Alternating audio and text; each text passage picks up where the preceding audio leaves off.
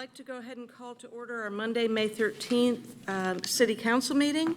The first item that we've got on the agenda is the Pledge of Allegiance, and I would like to ask the Boy Scout Troop 87 from Roswell Presbyterian Church to come forward and lead us in the pledge. And after you do so, please stay up here at the podium because we would like you to tell us your names and what school you go to, and we'd love to have a picture with you.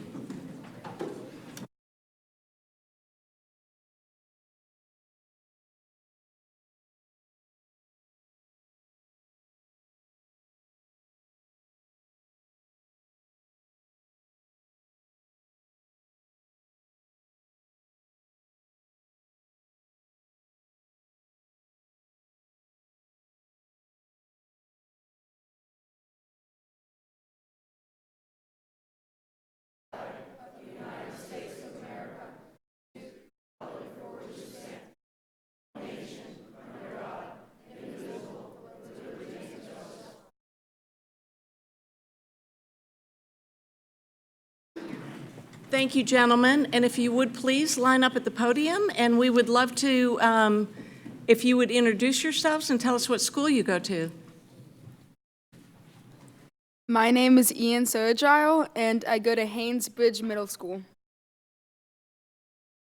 My name is Jack McGuigan, and I go to Hillside. My name is Hunter Olson, and I go to the Atlanta Academy. I am Patrick Flood, and I go to Crabapple Middle School. My name is Lathan Rubant, and I go to Roswell High School. My name is Kagan Badger, and I go to Fulton Science Academy. My name is Andrew Boyd, and I go to Amana Academy. My name is Evan Schneider, and I go to Fellowship Christian School. My name is John Lewis, and I go to Fellowship Christian School. My name is Brad Rayberger, and I go to Centennial High School. My name is Tyler Honeycutt. I go to Mount Pisgah Christian School. My name is Sebastian Sergile, and I go to Centennial High School. I'm Lucas Rary, and I go to Milton High School. I'm Colin, and I go to the Atlanta Academy. I'm Brady Pierpont, and I go to Fellowship Christian School. I'm Logan Schneider, and I go to Fellowship Christian School. And can one of you please introduce us to your scout leaders? Anyone? Awesome. Thank you.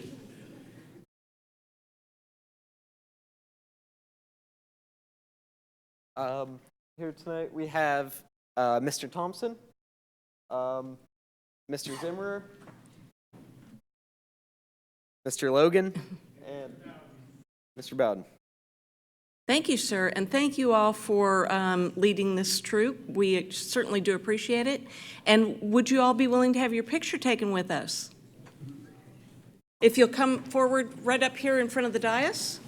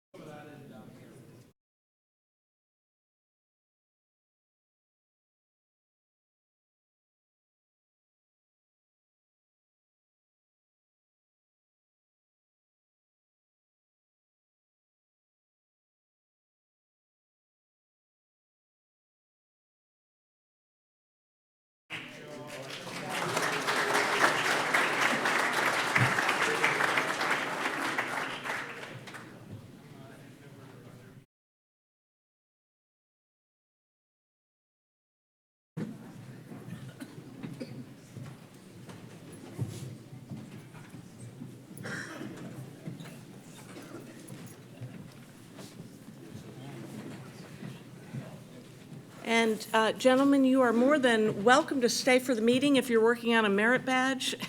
If not, please feel free to leave. We won't be offended. The next item on the agenda is the approval of the consent agenda. Do I have a motion for approval? Motion to approve. Motion to approve by Councilmember Grower. Do I have a second? Second. Second by Councilmember Judy. All those in favor, please raise your hands. And it passes unanimously. The next item on the agenda, and I am just in awe of this, is the recognition of Robert Vrolijk, a Roswell High School student. And I just want to take a minute and so we can all digest his accomplishments. It's important for us to take time to acknowledge hard work and dedication. Robbie Vrolijk is a junior at Roswell High School who has earned a perfect score of 36 on his ACT. Only around 2/3 of 1% of students who take the ACT earn a top score. Robbie is the vice president of the Mathematics National Honor Society and is a member of the competitive math team and the National Honor Society. He plays alto saxophone in the marching band. He also plans to study biochemistry or biochemical engineering in college. I am very proud of Robbie. He's a great example of the wonderful schools and hard-working families we have in Roswell. I would like to ask you to stand up and give Robbie a round of applause. This is a true accomplishment.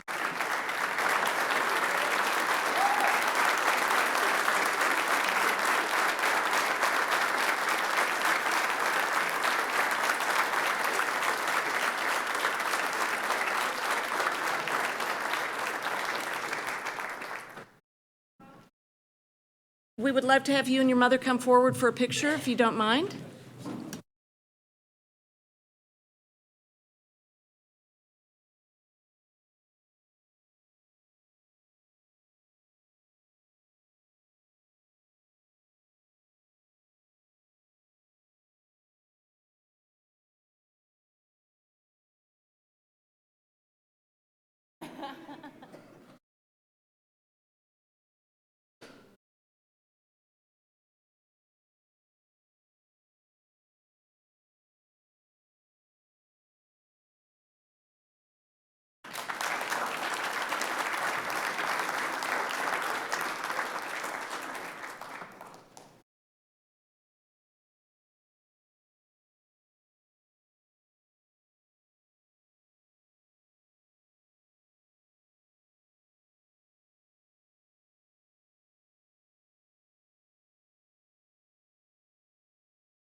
That truly is an amazing accomplishment, and I know that we will look forward to Robbie's leadership in years to come, so thank you.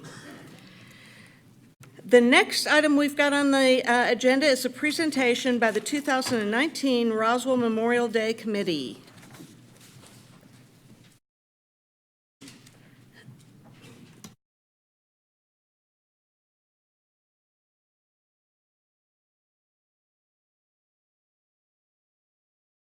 Mayor and council, thank you. My name is Dave Young, and I'm the co-chair of the Roswell Remembers Memorial Day Ceremony. We're obviously here to promote this year's ceremony, which will be our 22nd annual Roswell Remembers Memorial Day Ceremony. I happen to have some committee members with me tonight: Dave Reddick, Bobby Daniels, Ron Cowan, and Elwin Gassert. Our guest speaker this year will be our second female speaker in 22 years, retired Colonel Patricia Blassie, who's the Deputy Director, Directorate of Manpower, Personnel, and Services, Headquarters, Air Force Reserve Command, Robins Air Force Base. She has an outstanding career herself, but she's probably best known for the fact that Colonel Blassie, our speaker, was the principal advisor to her family in the identification of her brother, First Lieutenant Michael J. Blassie. On Memorial Day 1984, unbeknownst to the Blassie family, Lieutenant Blassie was interred as the Vietnam unknown soldier, Tomb of the Unknowns, Arlington National Cemetery in Virginia. He was disinterred from the Tomb of the Unknowns in May 1998, identified by DNA testing, and brought home to his final resting place in St. Louis, Missouri in 1998. With your permission, we'd like to run about a 2-minute promotional video from last year's event.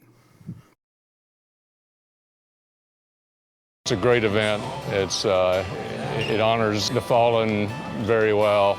It's very moving. It gets to your heart. It's an opportunity for everybody, and not only in Roswell, but the surrounding towns, to come in and enjoy. It's a great event. It honors the fallen very well. It's very moving. It gets to your heart. It's an opportunity for everybody, and not only in Roswell, but the surrounding towns, to come in and enjoy some fellowship and say thanks to people that have served.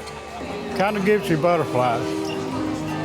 Kind of makes you proud to be an American. Memorial Day means connectivity with those who made the ultimate sacrifice. There's a duty to teach every generation about that sacrifice and what it means to maintain freedom. Just tough. A little slow. A lot of good friends. A lot of comrades.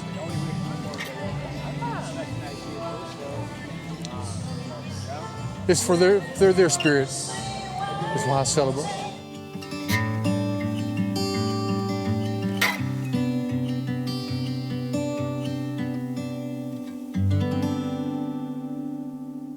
I pledge allegiance to the flag of the United States of America and to the republic for which it stands, one nation, under God, indivisible, with liberty and justice for all.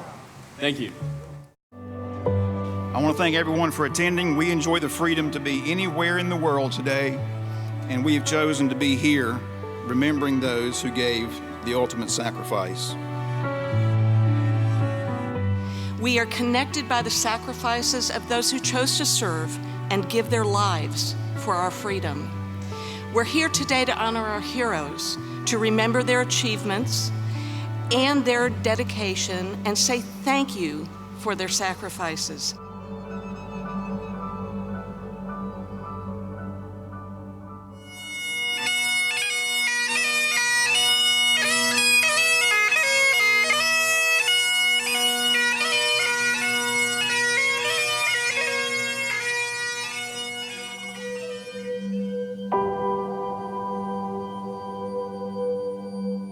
And on this Memorial Day, we remember and give thanks for those who served and gave their all for the country, to protect our freedom, for the sacrifices of those who lost their lives, lost loved ones, family and friends, for the injured and hurting, the wounded warriors.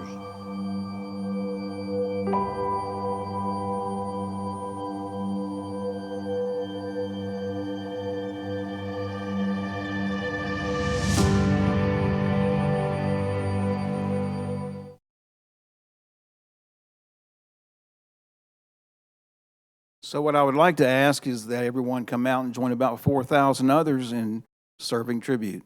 Thank you. Thank you, gentlemen. And I also would like to invite everyone to come out. It is a great event. I know that you will be truly moved, and it's just a wonderful time to remember and reflect. So please join us on Memorial Day. The next item on the agenda is the recognition of the Roswell Fire Department Citizen Emergency Response Team, also known as CERT, program graduates. Chief.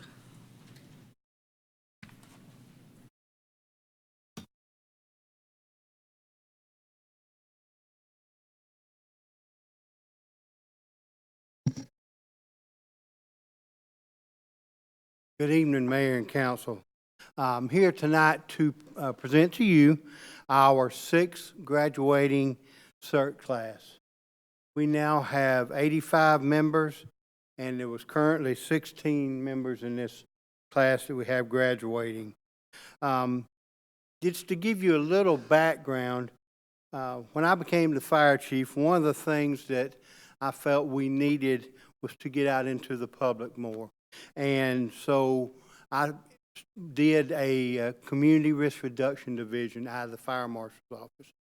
and it's probably one of the best things that's happened to our fire department. We do a lot of great stuff with children, but now we've also reaching out to the adult population, and it's one of my proudest programs that we have. The CERT stands for Community Emergency Response Team. In the class, some of the curriculum is disaster preparedness, fire suppression, medical operations, search and rescue, and this year we added a new class to it, autism awareness, because that's such a big thing out in our field that we don't deal with every day. So that class has been added. What does CERT do for us? What do they do for the community? CERT's intended to increase the ability of each CERT member to, in a disaster, to take care of themselves safely, their family, and their neighbors. We also use our CERT members in our larger events, like the 4th of July, the National Night Out. We use them in the events like that, and they have been a positive influence on the community that they serve. We also initiated quarterly training, so that way once they have the CERT class, they don't just go away. We have quarterly training that we do, and this class I've initiated a ride-along program, so all of our CERT members, once they've completed the classroom portion, are allowed to come up and do ride-alongs with the fire department. So at this time, what I would like to do is call their name, and they'll be given their certificate. And Mayor, if you don't mind, after that, we'd love to have a picture with Mayor and Council. Rita Asher, David Duffy, Rich Gerber, John Griffin, Keller Kahn, Susan Loth, Allison Peckham, our own Marley Press, Cynthia Rogers, Eric Grassini, Patrick Rutledge, Tim Rouse, Rick Smid, Kathy Sturgis, Jeff Sturgis, and Bill Truman. Mayor and Council, your latest graduating CERT program. Let's have a round of applause.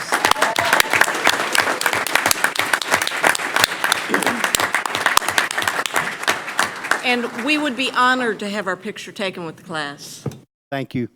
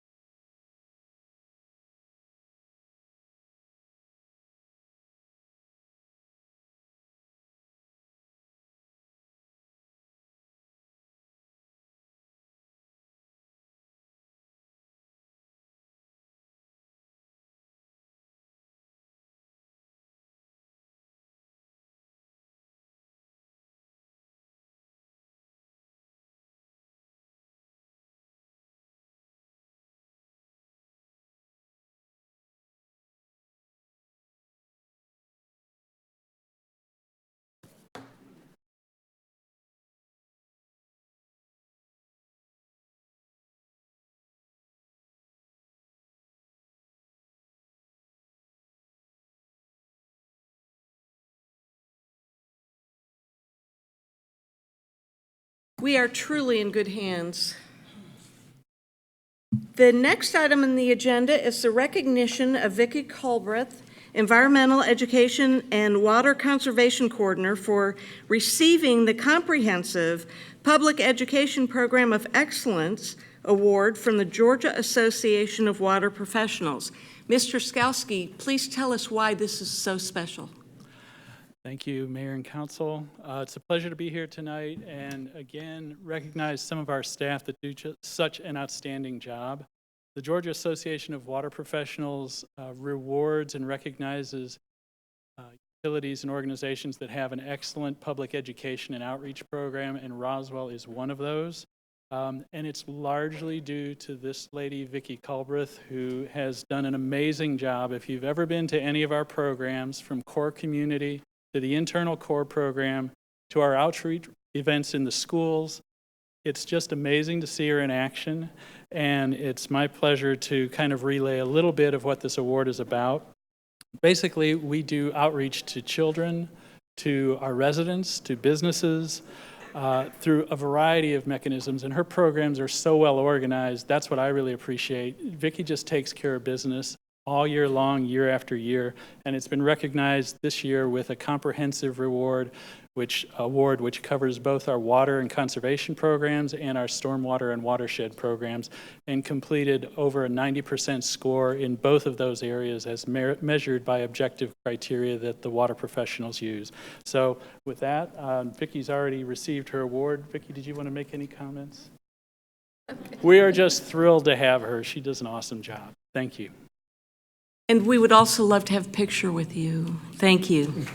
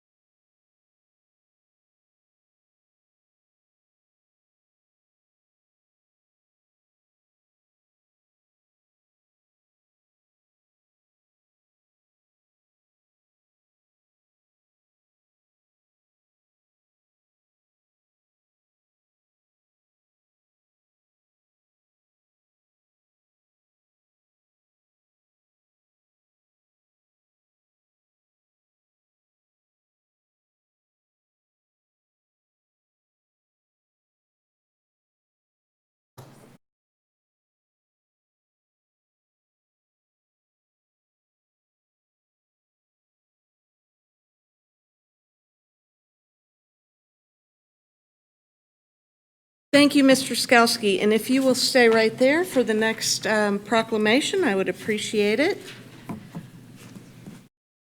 This is a proclamation for National Public Works Week 2019.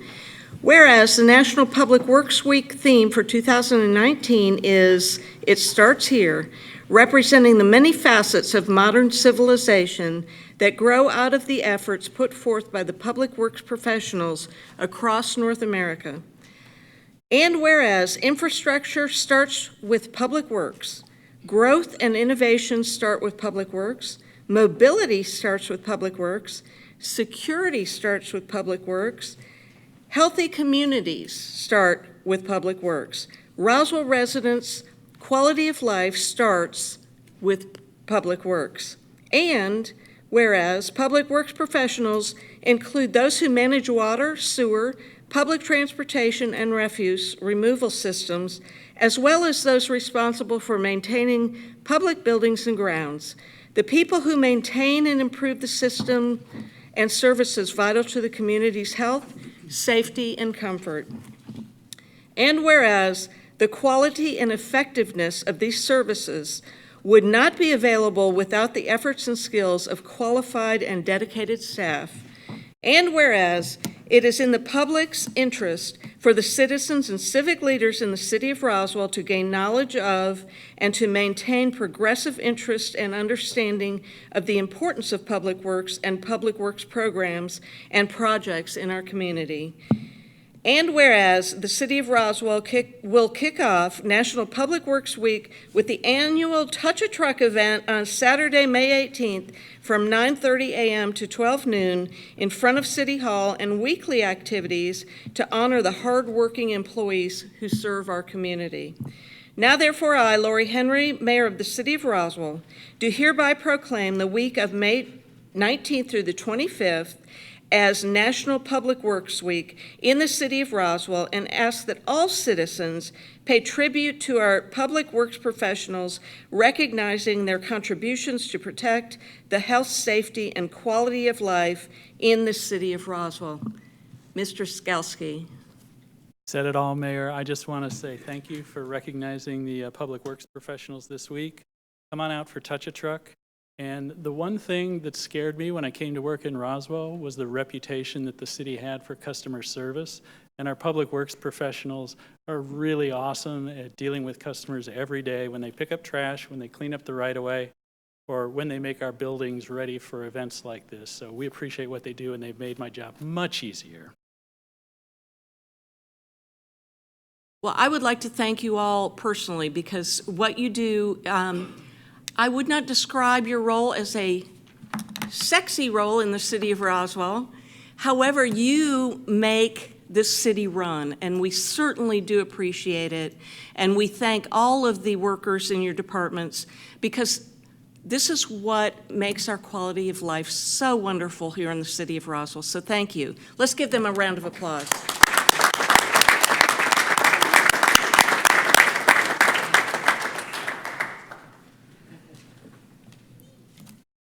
Okay, it looks like all the warm and fuzzy stuff is over, so let's get on with the agenda.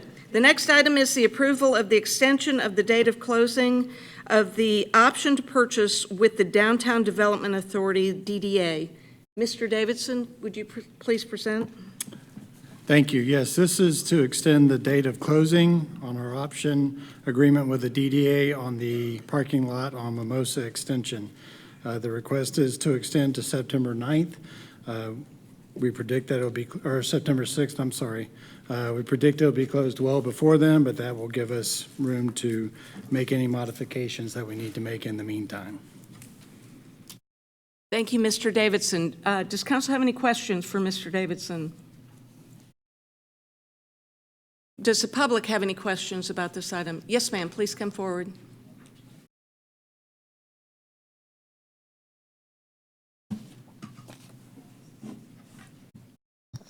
Janet Russell, resident of Roswell. Quick question.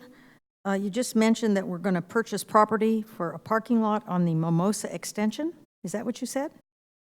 We're selling it. We're selling it. Where is it? It's the one for the hotel that's behind the Wells Fargo. Oh, so it's where the hotel's going where the bank is. And there's a parking lot behind it that the city owns. Oh, yes, behind it, and we're selling by that. Gate City. And we already have an agreement from 2 years ago with the DDA. They had an option to purchase. They exercised that option. Now we're going to closing. We're scheduled to close on Wednesday. And due to some title concerns, we're going to actually try to push that back. Okay. Not that Question, far. how much are we selling it for? It was $150,000 plus 27 new parking spaces for a total of 50 parking spaces and 2 dumpster pads. Okay, and where's the DDA getting the money to purchase it?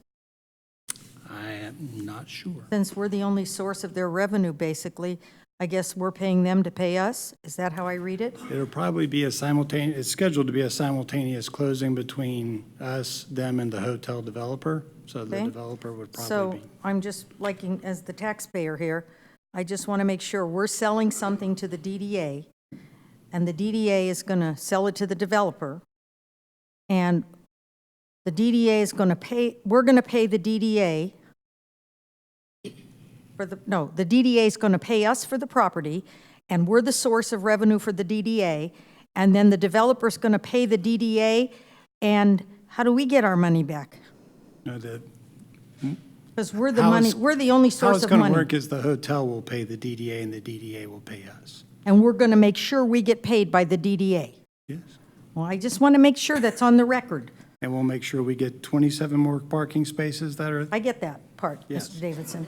I just want to make sure that since the DDA is paying us, that they can't pay us till they sell it to the developer, apparently, because we're the only source of revenue for the DDA. It'll be a simultaneous closing. So Okay, just want to make sure that all of this is out in the open because that sounds very fuzzy. Thank you. Is there anyone else that would like to come forward and speak? Seeing no one come forward, do I have a motion? Motion to approve. Motion to approve by Councilmember Grower. Do I have a second? Second. Second by Councilmember Tizer. All those in favor, please raise your hands. And it passes unanimously. And what we have all been waiting for is the first reading of our budget. If our finance department would please come forward. And Mr. Davidson will read the first reading. Thank you, Mayor. This is an ordinance adopting a budget for the fiscal year 2020 for each fund of the City of Roswell, Georgia, pursuant to Article 6, Chapter 6 of the Charter of the City, beginning July 1st, 2019, and ending June 30th, 2020, appropriating the amount shown in each budget as expenditures, adopting the item of anticipated funding sources, prohibiting expenditures to exceed appropriations, and prohibiting expenditures from exceeding actual funding sources, and amending the Code of Ordinances to effectuate such adoption. Now therefore, the Mayor and Council of the City of Roswell, pursuant to their authority, do hereby adopt the following ordinance. City of Roswell, Georgia hereby adopts an expenditure budget for fiscal year 2020, said budget being described below and shown on Schedule A for each fund of the City of Roswell, Georgia. General Fund, $80,311,298. Confiscated Assets Fund, $232,734. E911 Fund, $2,770,830. CDBG Grant Fund, $26,000. Impact Fee Fund, $7,000. Hotel Motel Fund, $1,456,200. Auto Rental Excise Tax Fund, $475,000. Leda Thompson Fund, $109,260. Special Events Fund, $115,445,000. T-Splosh Fund, $16,926,000. Capital Project Fund, $9,396,767. Bond Fund, $1,660,000. Water and Sewer Fund, $3,887,404. Stormwater Utility Fund, $3,425,415. Solid Waste Fund, $11,319,559. Participant Recreation Fund, $5,815,178. Workers' Compensation Fund, $840,210. Group Health Insurance Fund, $9,230,703. Risk Management Fund, $1,407,619. Fleet Services Fund, $2,959,074. Scholarship Endowment Fund, $50. Total use of funds, $152,371,746. Any increase or decrease in appropriations or revenue of any fund or for any department, the establishment of new capital projects or the establishment of new grant project, other than those exceptions provided for herein, shall require approval of the mayor and city council. A millage rate of 4.955 mils is estimated as part of the proposed budget. The millage rate has a component of 4.705 mils for the general fund, operating and capital improvements budget, and a component of 0.250 mils for servicing bonded indebtedness. The millage rate shall be adopted by mayor and council at a later date, but prior to certification of the tax digest for the tax year 2019. This budget fixes the number of budgeted full-time positions of the city at 625. The city administrator or his or her designee is authorized to distribute funds reserved for the merit-based pay increase included in the FY 2020 budget to the various departments as necessary. Mayor and council adopt a capital improvement plan for fiscal years 2020 through 2025 as attached hereto and incorporated herein as Schedule B. This plan does not indicate any promise of appropriations for future years or unfunded projects. Mayor and council approve the following change to the fund equity policy attached hereto as Schedule C. In the section labeled Stabilization Funds, the sentence, "The stabilization fund and general fund shall be 25% of budgeted expenditures," is changed to read, The stabilization fund in the general fund shall be 25% of recurring operating expenditures. Mayor and council further approve the reappropriation into FY 2020 of the FY 2019 unspent funding in the general fund in order to establish a general fund fuel and utility contingency in an amount not to exceed $200,000.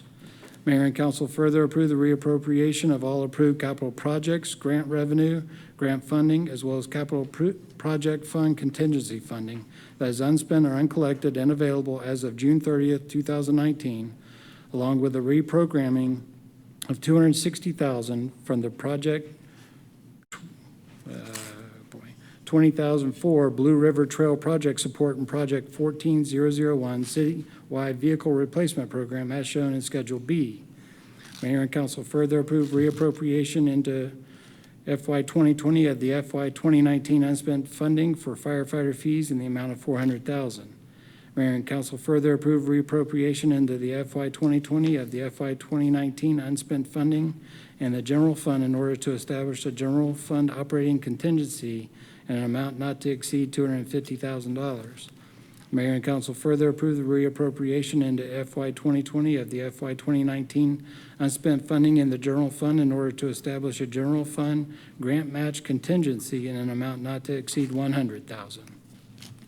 Mayor and council further approve the reappropriation into FY 2020 of the FY 2019 unspent funding for the Employee Wellness Program, FY 19 unspent funding for the city's Education Assistance Program, FY 2019 unspent funding for Roswell University, FY 2019 unspent funding for elections, FY 2019 unspent insurance proceeds related to the reconstruction of Rapstick, FY 2019 unspent funds for remote 911 system laptops, and FY 2019 unspent funding for leadership training and development within the governing body organizational unit. Mayor and council further approve the reappropriation into FY 2020 of the unspent 2019 approved funding for the Roswell Historical Society for the purpose of cemetery maintenance and improvements. The city administrator and his or her designee may promulgate all necessary internal rules, regulations, and policies to ensure that this budget ordinance is followed. If approved, this would be the first reading.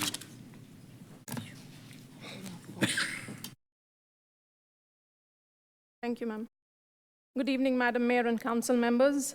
Tonight's presentation for the first reading of the budget will start with the highlights of the fiscal year 2020 budget. We will also review the budget principles that we follow each year for the development of the budget, provide a summary of the operating budget for the general fund, discuss the highlights of the FY 2020 budget ordinance, and then go through the adds and deletes that budget staff has received from the council members. So starting with the highlights of the FY 2020 proposed budget, the first major budget highlight is that the FY 2020 budget is balanced.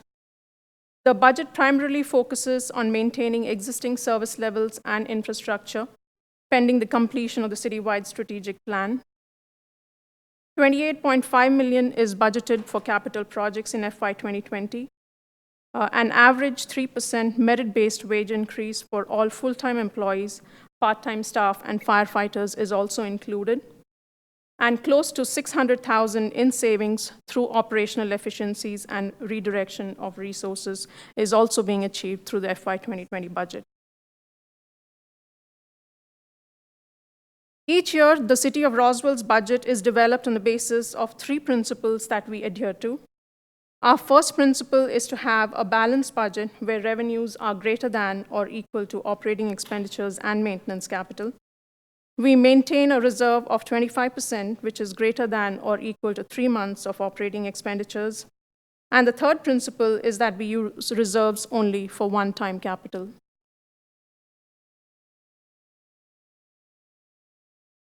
Moving on to the general fund operating budget. So this pie chart here gives a summary of the proposed revenues for the general fund by the major categories. As you will see, sales tax and property tax make up the largest sources of revenue for the general fund at 65%. Business taxes are estimated at $16 million, and other revenues are estimated to be around $9 million. On this slide, we have a breakdown of the proposed general fund operating expenditures by department. And as you will see on this slide, police, recreation and parks, fire, administration, and transportation departments make up 87% of the total $72.8 million budget. This slide provides an accounting summary of the general fund proposed operating budget. The FY 2020 beginning fund balance in the general fund is estimated to be $3.7 million. The proposed revenues for the next fiscal year are a little over $77 million, and the proposed base budget is at $70.1 million. The requested program changes for fiscal year 2020, or operating requests, as we call them, are $2,657,462, and the proposed maintenance capital expenditures are $4,265,965. The program changes and the maintenance capital combined give us a total proposed operating request of $6,923,427. So the total proposed operating budget is $77,115,496, which is the same as the proposed revenues.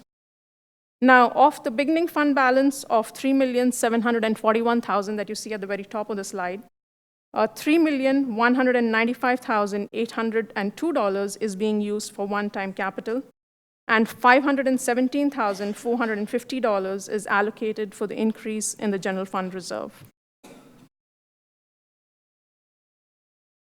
Here we have a summary of the proposed general fund one-time capital. We have $1,425,000 in available fund balance in the capital projects fund, and we are reprogramming $260,000 from two current capital projects. We are also transferring $3,195,802 from the general fund that I talked about on the previous slide. $250,000 is proposed to be transferred from the tourism product development portion of the hotel motel fund. That is a total available one-time capital funding of $5,130,802. So the total funded one-time capital requests are at the same amount as the available funding, leaving us with zero funds.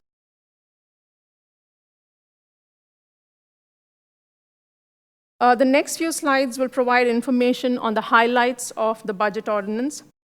The first among them is the authorization to distribute the merit-based pay increase to the department budgets. The second is a request to approve the change to the fund equity policy in the section labeled stabilization funds. Now, this is the 25% reserve policy for any unforeseen or unexpected expenditures. And according to the current policy, we reserve 25% of all budgeted operating expenditures for emergency purposes. So the sentence currently reads, the stabilization fund in the general fund shall be 25% of budgeted expenditures. And we are proposing changing that to read, the stabilization fund in the general fund shall be 25% of recurring operating expenditures. So from budgeted budgeted expenditures, we would like to change it to recurring operating expenditures.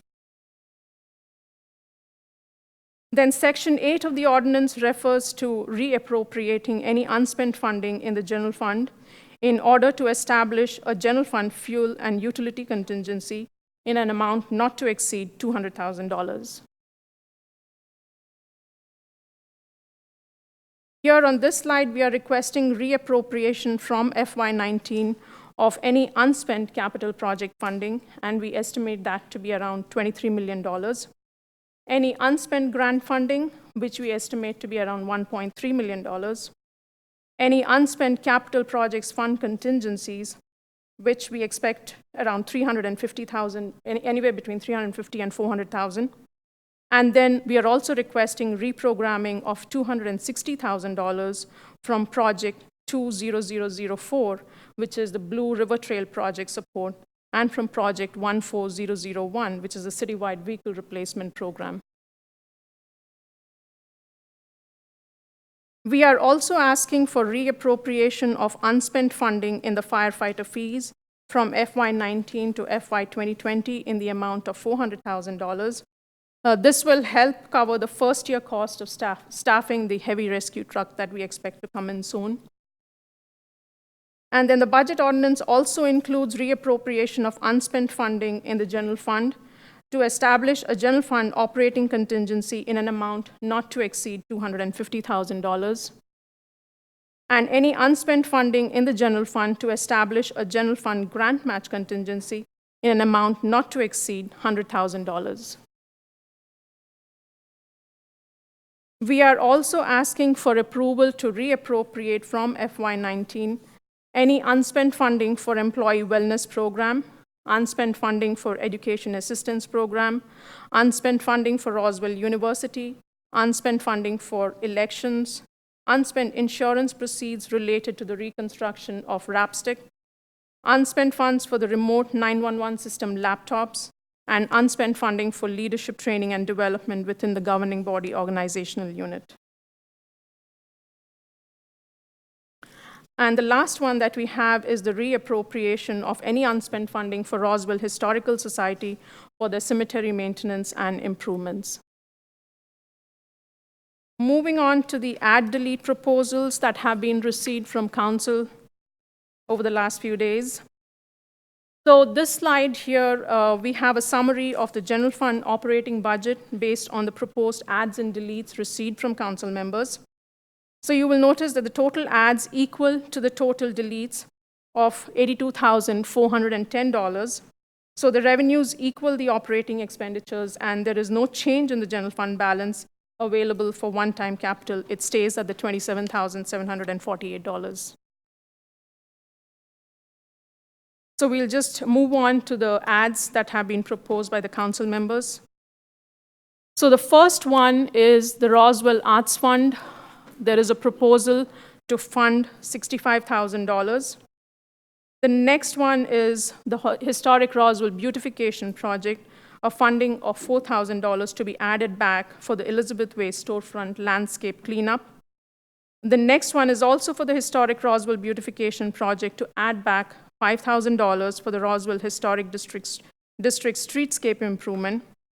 And then we have $4,500 being added back again to HRBP for the holiday decorations for the historic district. And we have $3,910 being added back to HRBP for their decorative banner project. So that is a total add proposals in the operating section of $82,410. Among the proposed deletes that we have received, we have only one, and that is for the citywide road resurfacing and reconstruction. The proposal is to delete $82,410 from that. And then we also have one request here. This is for repurposing of funds, so it is not an add or a delete. It is just to reassign those funds for other purposes. So this is to repurpose the auto rental excise tax funds from the promotion of industry, trade, and commerce to recreational facilities. So this will not have any impact on the budget at all. It's a net zero impact, and that's an amount of $475,000. As part of our next steps in the budget process, we have our second budget reading on May 28th at 7 o'clock. That's the end of my presentation, ma'am. Thank you very much, and I'd like to thank staff for all of your hard work. You've done a great job as usual. Does council have any questions? Councilmember Tizer.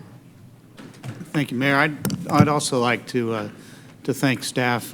We gave you quite a challenge this year to put a budget together that has a 3% merit increase, that has whatever other inflation factors you had to put into it, and with the instruction of working that without a change to the millage rate. And so I think a lot of work was done, and I think the standard to hold yourself up to here is that there were very few changes that any of us had to make or felt like we needed to make. So just a tremendous job of meeting those challenges. So I'd like to thank you for that. Additional questions, comments from council? Is there anyone in the public that would like to come forward and speak? Yes, sir, please come forward.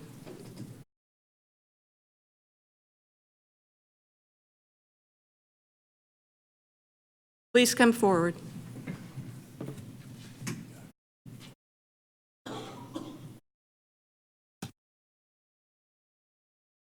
Mayor Henry, Council, Reflect 435 North Pond Trail. I want to thank you for sending that out recently to entice the public to come and speak their minds and help the city. Okay. I am, first of all, the time between the first and second reading allows for some additions and corrections. I want you to know that I'm totally opposed to terminating the contract with the service contract for code enforcement. For those that believe the city can do a better job, I want to provide you evidence to the contrary. There's a file of code violations that were submitted to then Vicki Barkley when the last time the city had in-house control over it. These are all unresolved issues totaling nearly 150 or more for the period 2011 to 2005. The external code enforcement entity that you have, numerous commendations from my wife, and I can assure you that I have thanked Alice Wakeford for numerous code issues that were addressed in my homeowners association. I also want to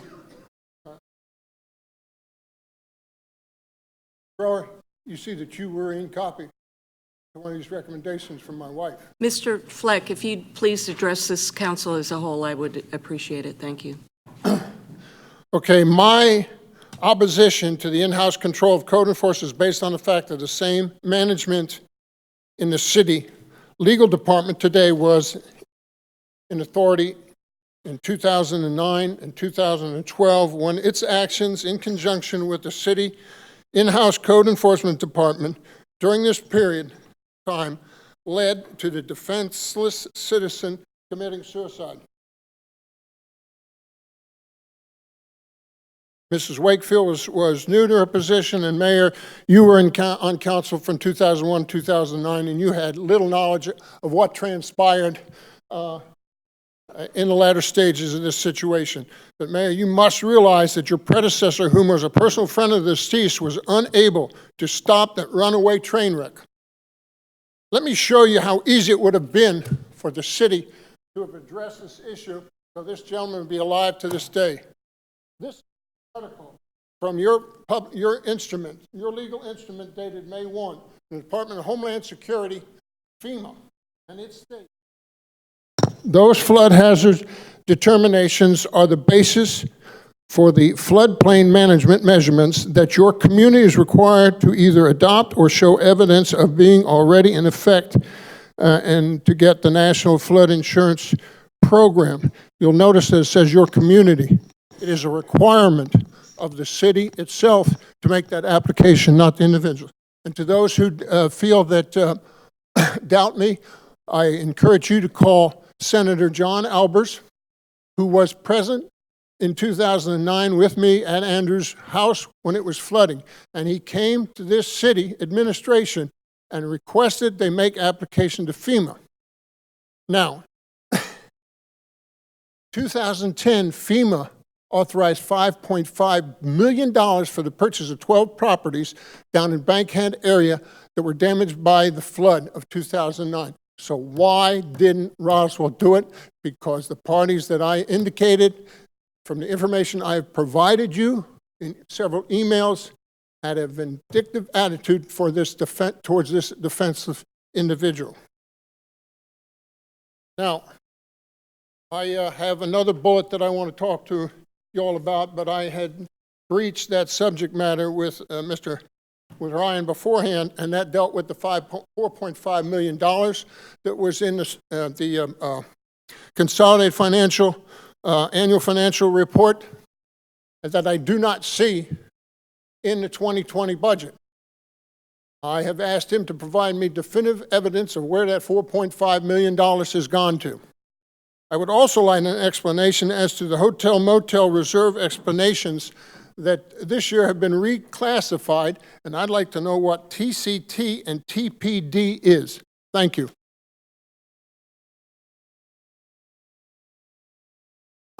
Thank you, Mr. Fleck. Mr. Luckett, if you would answer those two questions, I'd appreciate it. Sure. And Mr. Fleck, if you'll have a seat. Yeah, Thank you. let me get my garbage off the desk here.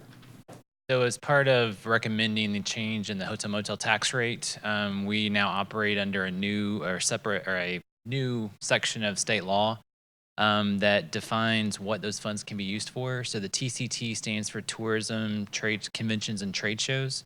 That's essentially our CVB. So those funds that are collected for that percentage go to our local CVB for the promotion of tourism.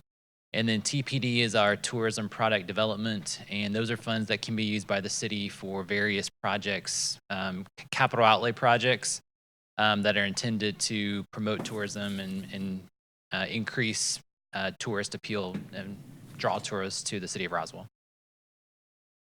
Thank you, Mr. Luckett. Is there anyone else that would like to come forward and speak? Yes, ma'am.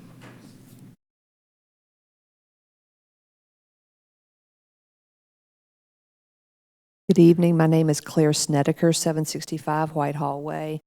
This is in regard to the unfunded Sun Valley 3 budget item.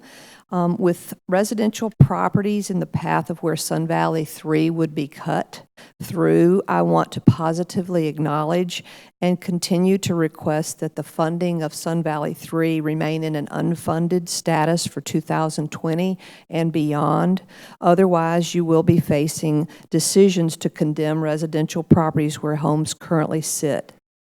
And may I emphasize, there is strong neighborhood opposition to Sun Valley 3.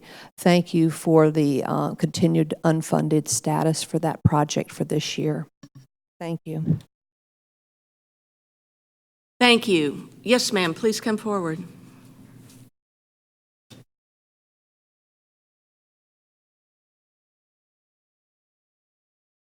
Mr. Luckett, Janet Russell. Could you clarify once more those tourism dollars and how they're divided? As you well know, I'm very informed about tourism collection of dollars. I know that in the past, 47% had to go to the CVB tourism and the trails program as required by the state. The rest of the money could be only put either given to them or to the general fund, in which case then the city can distribute it anywhere they want. And that has been given to Roswell, Inc. in the past.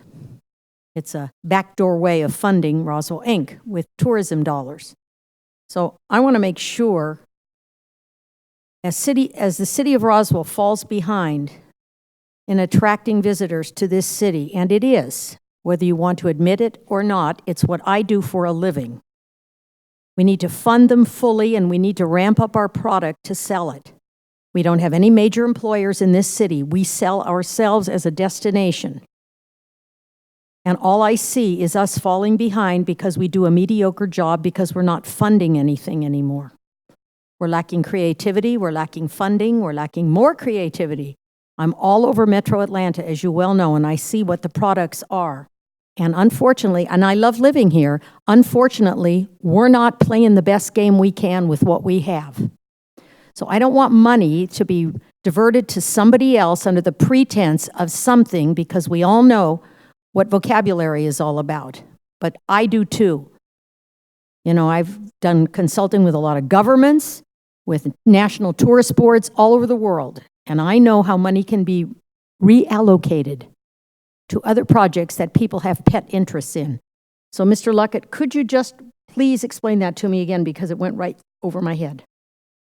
Ms. Russell, I'll ask him to respond after you have a seat. Thank you. Fine. Well, if I sit down, then I don't get to ask any more questions or ask for clarification. This isn't an exchange, so... I understand, but I have all these questions. So I want to know exactly where the money, there's that TCT and the other one. I want to know exactly who determines where the money goes and how it will be spent. Because if it's going to go to the general fund, to Roswell, Inc., I object to that. They are not promoting tourism. And that was the purpose of the hotel motel tax.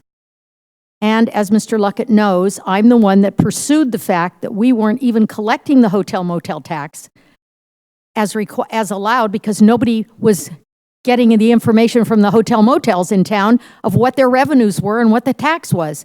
And then there was a lawsuit by 3 or 4 cities, and they said, because as you well or maybe didn't know, online bookings did not allow us to keep the hotel motel sales tax. It went to the state until 3 cities sued, like Expedia and all those others. But no one to this day, since that lawsuit was settled, knows how much the revenue was, because we've not required any of the hotels in this town to give us an accounting. So who knows how many thousands or hundreds of thousands of uncollected tax dollars are here. I suggested we contact Alpharetta and Sandy Springs because they have much larger hotels.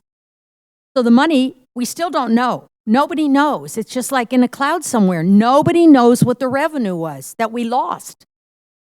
And we need to get a better way of accounting for that hotel motel sales tax, because it is the way we promote tourism. And then we need to spend it for tourism. We need to spend it for tourism, and that includes not just events, but facilities. I was in Sandy Springs, Duluth, Norcross, Woodstock, Marietta, and Alpharetta in the last 2 weeks, and everybody has benches and lights, and we have none. And that's what tourists are looking for. No one says, do you have a great Walmart? No, no one cares. Do you have a terrific new Kohl's? Nobody cares. They want to know where they can walk and sit and enjoy each other's company. And that's part of how you spend your tourism dollars, to make this place an inviting place to visit, and an inviting place to stay and spend money. I'm all about spending your money. Tourism is the single largest creator of income in the world. It's why I've been in it for 39 years, all over the world. And Roswell's dropping the ball if they let their money go other places. We need a full accounting from every hotel. Thank you. Thank you, Ms. Russell. Mr. Luckett, would you please address her questions? Yes, ma'am. So the tax rate that we will be starting on July 1st is 8%.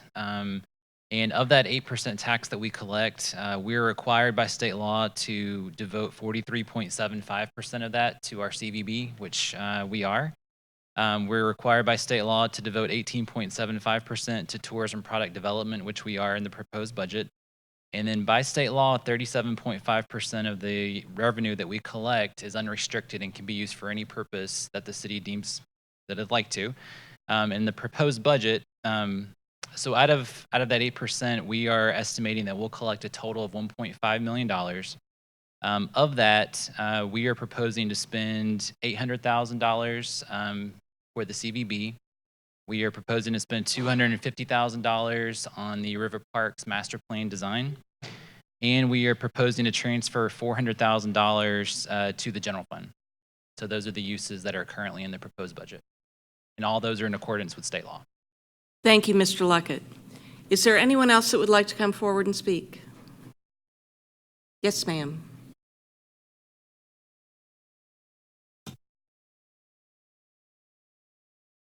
Route 170 Charleston Circle, Roswell, Georgia. I just need a clarification. Did I notice where we're putting more money in the art fund and taking money out of the resurfacing fund?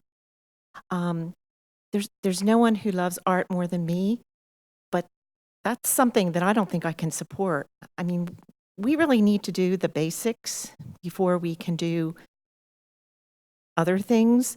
Certainly, we're behind already in our resurfacing and our pavements and our sidewalks. And the change made a few years ago by a prior council in the way that we figure out our how we've taken our taxes really doesn't make your job any easier as far as doing capital projects. So either I think we need to figure out a different way to pay for that, if in fact we're going to increase that fund, but I wouldn't support taking it out of repaving. Thank you. Thank you very much. Mr. Luckett, if you wouldn't mind opining on this, I do agree that our road resurfacing is very important. We, I believe, are on a 20-year cycle, that if we start not funding that fully, we will drop behind. One of the #1 complaints we get in the city are potholes. And granted, a lot of those are on state roads, And I would like to thank our Transportation Department, because our Transportation Department has stepped up to the plate many times to fill some of those potholes on state roads, which we are not required to do. But to fully fund the road resurfacing on a 20-year schedule, what would that dollar amount be? So based on information from our transportation department, they recommend $1.8 million a year to maintain a 20-year cycle.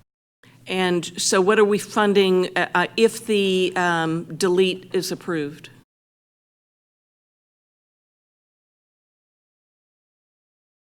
So currently, the proposed budget has about a little over $1.2 million for road resurfacing.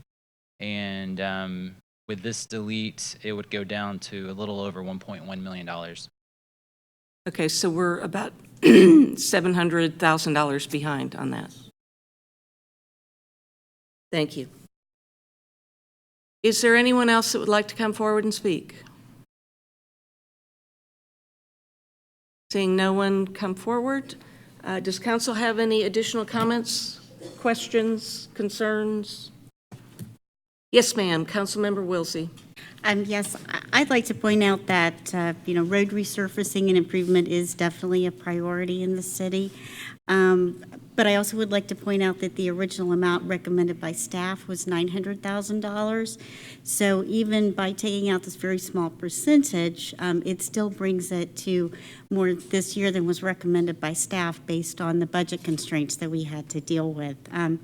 I also think that the adds to the Roswell Arts Fund and to the HRBP are things that improve the aesthetics and attraction of the city and quality of life, both to the residents and to visitors, as Mrs. Russell pointed out. So I do think that is a very small percentage to move into these activities while still leaving quite a bit for the capital improvements on the roads.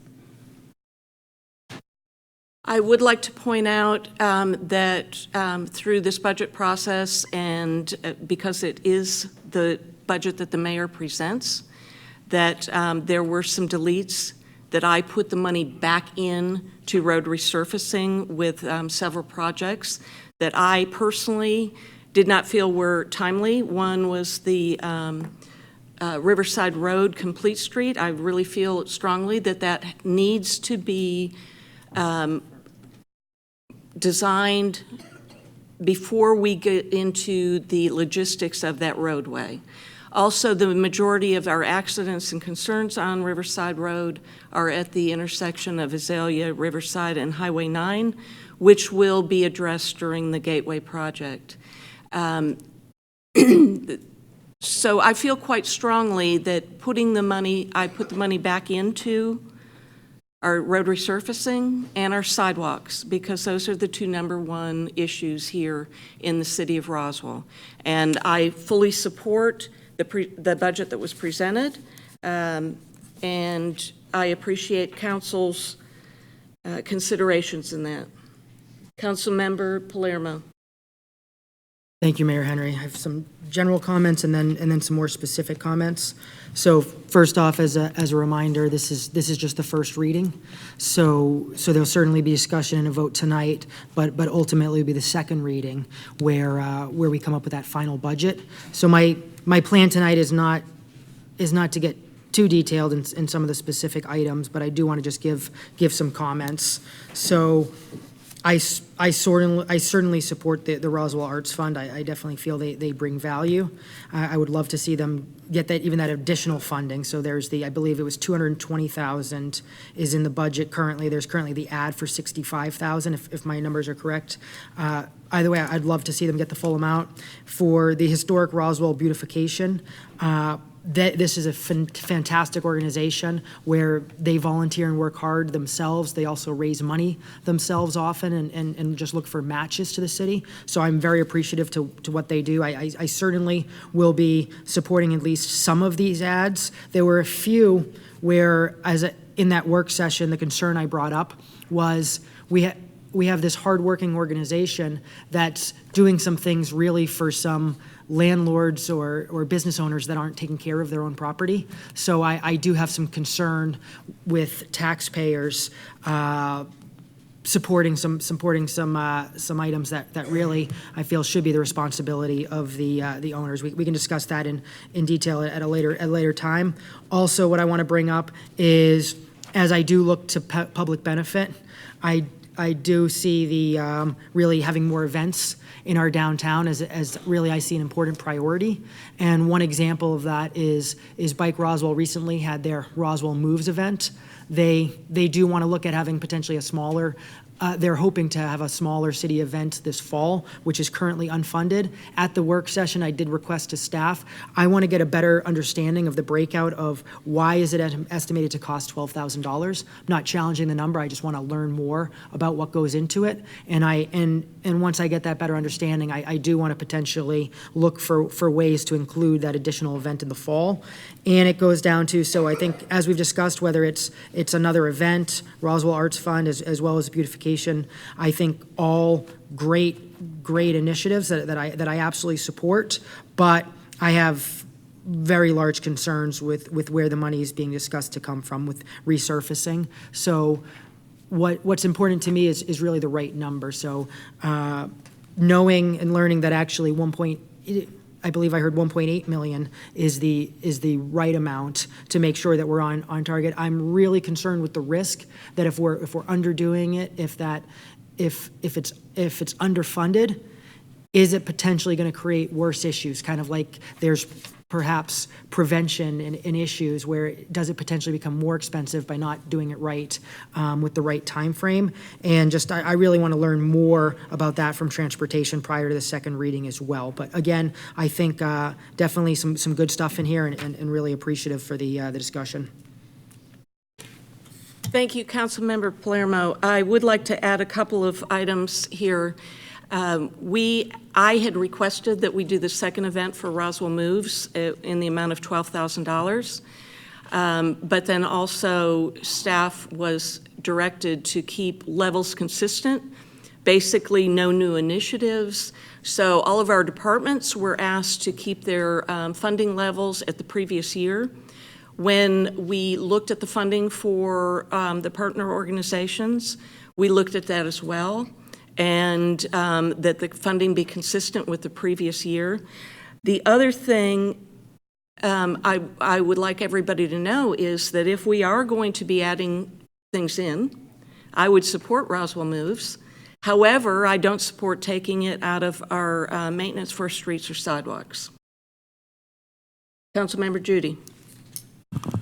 Thank you, Mayor. Obviously, this is first reading. As you go through this budget process, you're going to add, delete, move stuff from different funds, and so what. So obviously, I'd like to hear a little more as we go forward into the second reading of where we could possibly bring, split that up, and also talk to transportation about what that looks like as far as what you can do during the year and what actually needs to be funded, because it was under my impression that we might not be able to get to all of it during a year period. So whether that's the case or not, I'd love to learn a little more about that. I believe Councilman Palermo brought up some things that were in the work session, and I believe if you look at the ones that we took out of the HRBP were the ones you had concerns about. So those were taken out in the add deletes that we put in, Wilsey, Tizer, and Judy, and kept the ones that were not the ones replacing windows and stuff like that to answer that question. So obviously we've got some work to do going into the second reading. Not a lot of work because staff did a great job, and I think we can get to where we need to be. So appreciate it. Thank you, Councilmember Judy. Additional questions, comments, concerns from council? Yes, Councilmember Zapata. Thank you, Mayor. So yeah, I would like also to comment on taking funds from the citywide roads resurfacing and reconstruction. And things like, I'm doing some calculation here. So it seems like we're finding around 57% of the total required by the department. We are leaving unfunded $593,000, $778. So it's around, it's still unfunded. And then on top of that, we are taking $82,000 from the resurfacing program. So I think that we all know the number one issue is transportation and road conditions. The city of Roswell is not a brand new city, so we need to keep it up with the update and upgrade of our roads and maintenance. So I think that unfunding this particular item is not what really the community wants. So, we all support the arts, public and performance arts. And there's already $225,000 allocated for the Roswell Art Fund. So I think that it's not a discussion that support, but taking $65,000 from the road resurfacing and reconstruction is not in line with the community needs. So it's going to be hard for me to support this additional $65,000 for the Roswell Art Fund on top of $225,000 that already taxpayers are funding this organization, this outside organization. So I hope that this council will reconsider the $65,000, and if they still insist to add to $225,000 more, then unfund another source, the roads. And that is my main concern tonight. Thank you, Councilmember Zapata. Councilmember Tizer. Thank you, Mayor. I have no real issue with finding. I think the $82,000 is somewhere around 1/10 of 1% of the total budget, and I'm pretty sure that we can find that somewhere in the budget, which I don't have an issue with us looking for. I would like to just make one comment on item number 7. This is the first I've seen it tonight. If there's something important in our city, it's industry, trade, and commerce. Many of you have talked about our tax base and some of the issues around not enough of it coming from business, industry, and commerce. And so I would certainly over the next couple of weeks like to hear more. Don't need to hear it tonight, but would like to hear more about why we would unfund nearly $500,000 to help promote that. And again, I'd like to talk about that in much more detail than we can do tonight. Thank you, Councilmember. Mr. Luckett, could you please explain this in a little bit more detail on the funding, unfunding, switching, moving? And you're referring to the repurposing in that section? Yes. Yes. So currently, we have revenues that we receive from an auto rental excise tax fund. And those funds that we have today and that we're anticipating to receive in FY 2020 total $475,000. Staff recommended, and then in the proposed budget, that $475,000 is being transferred to the general fund for the purpose of promoting industry, trade, and commerce, and essentially helping to fund the activities of Roswell, Inc.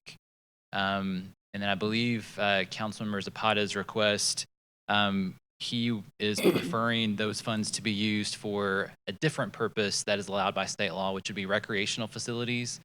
Essentially, we're just moving funds around. Nothing is being actually unfunded, but because of the restricted nature of these funds, we are required to designate, what we're using those funds for. So that's the purpose here. We're not saying that we're unfunding anything. It's just revising the designation of those funds. So we designate those funds on an annual basis? That is correct. And actually, this is the first year we've had to do that because it's a new tax. But we do need to designate those funds since they're restricted funds. Thank you, Mr. Luckett. Councilmember Grower. I think this is a question for Mohammed regarding the resurfacing. I think we had talked about this a little bit, but can you explain the process and and how seasonality and commitment of funds is affected? Because I know it sounds like we had money left over from last year, and that could potentially have an effect on what we budget this year, but it's not that simple based on our conversation. Can you kind of explain how the process works and how much of last year's money is already committed for projects that haven't happened yet, that type of thing?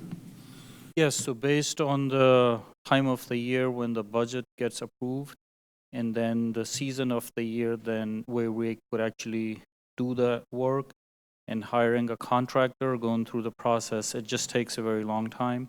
So many times we are just spending the current year's money well into the next year, which is okay, we still use it every year. The money that's given, maybe in the current year we are spending the money from last year, but we still spend all the money.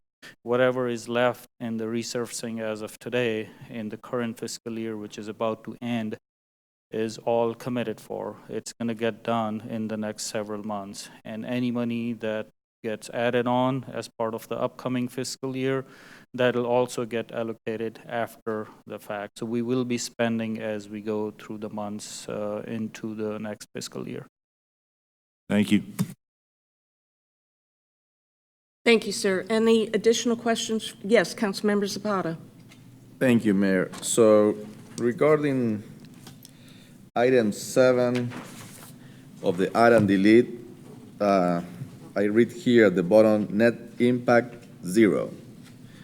And how was very well explained by our finance director, is just making more transparent the understanding of the funds. So, I have here a very easy to understand for every resident and committee member spreadsheet that will explain what was the accounting rearrangement was here with net 0 impact. So I'll be happy to show this on the big screen, and you will see that doesn't cut any funds. It's just using general funds to find the commerce. So I'll be happy, and I think that we have this ready to go on a computer, or I can put it on the. So it's very simple how we allocate the funds and the implication of the millage rate for every single, from the base budget to new operating requests to partner organizations to maintenance capital. Then you have the total, and then you have the unfunded operating requirement and unfunded maintenance capital requirement. So it's very simple, but it's very illustrative for everybody to understand the implication of every single of this category into the millage rate. So, if Mayor, you let me put this on the screen. Councilmember Zapata, was that generated by staff, that spreadsheet? Yes. Yeah. If Mr. Luckett, if you would put it on the screen and explain it to us, thank you. Thanks.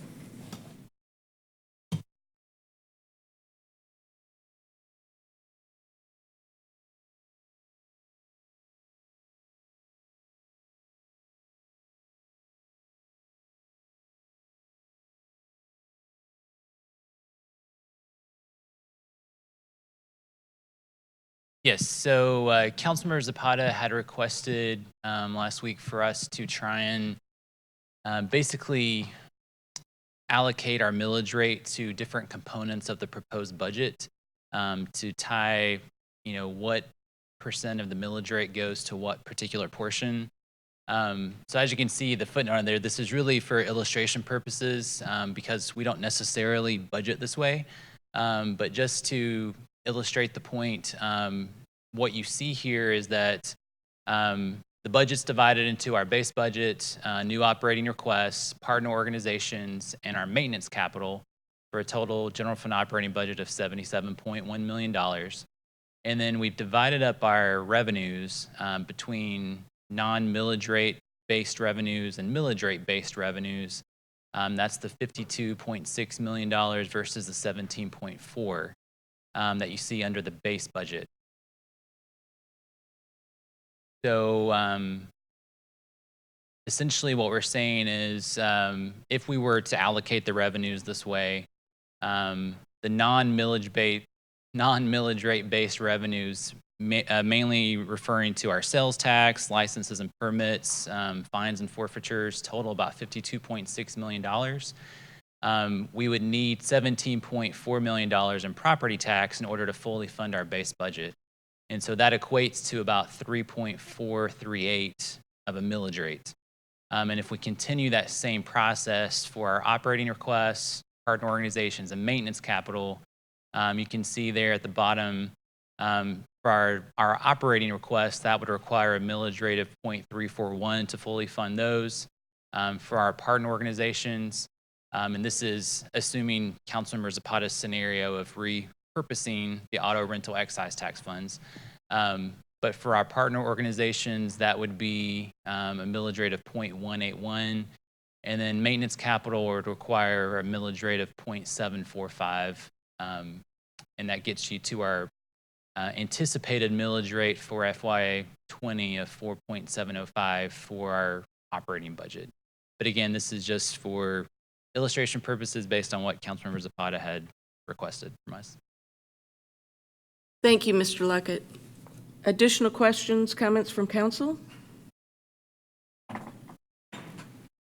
Councilmember Tizer?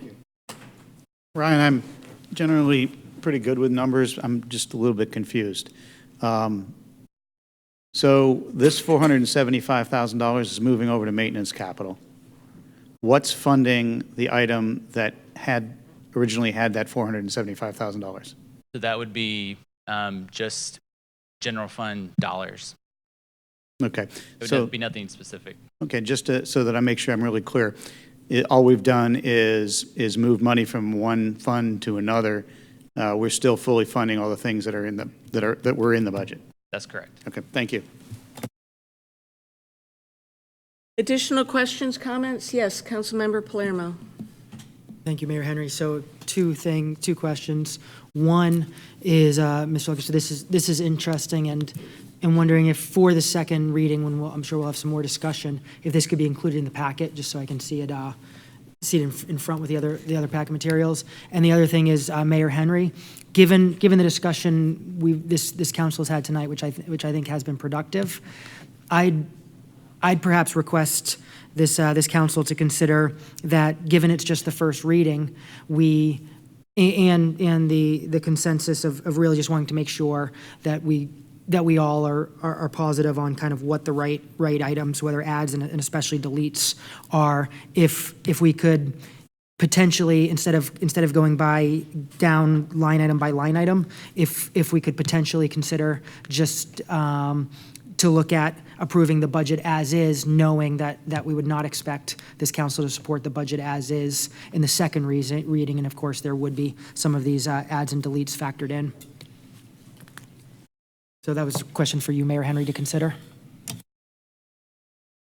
Thank you, Councilmember Palermo. Traditionally, on the first reading, we go through the adds and deletes line item by line item, but Councilmember Palermo has requested that we look at this in a different way. I would appreciate it if council would opine on this. If you feel comfortable about approving the first reading and continuing to look at these adds and deletes, or if you would prefer to support the adds and deletes or deny them this go around, knowing that we can come through in the second reading and change that. So, Councilmember Grower. Yeah, I think we have an uncharacteristically low number of adds and deletes, which simplifies things, so I wouldn't have a problem with doing it that way. Councilmember Judy. Like I said, I fully support the adds and deletes or adds that we had, finding where it comes from and talking to transportation a little bit more about what that looks like. I would support that this evening as well.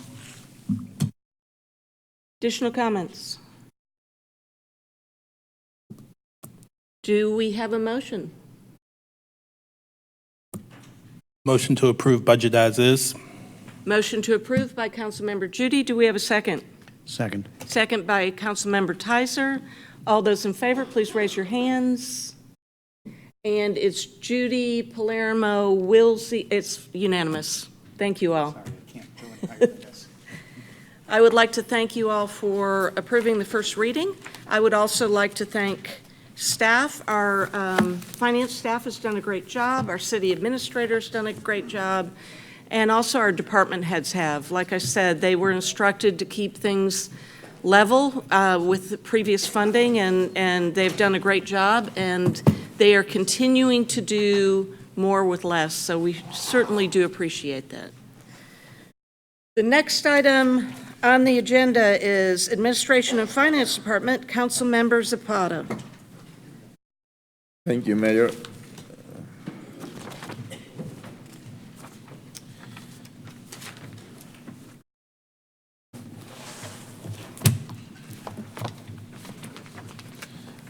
All right.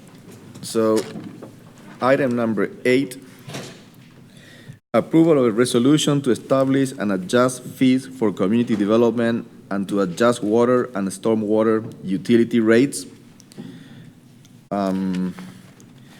I would like to clarify, Mayor,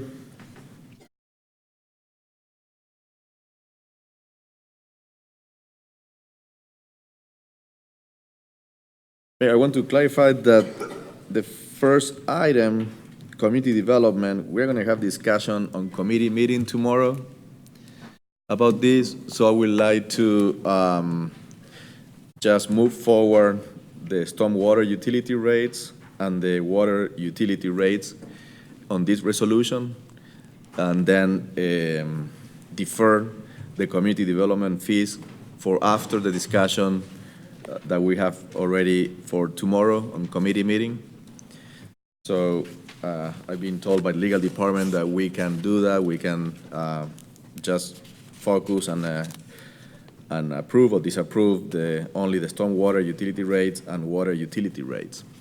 So your, excuse me, so your wish is not to move forward with any of the community development items? Correct. Okay. Yes. Comments from council, questions? Is there anyone in the public that would like to come forward and speak? Yes, sir, please come forward.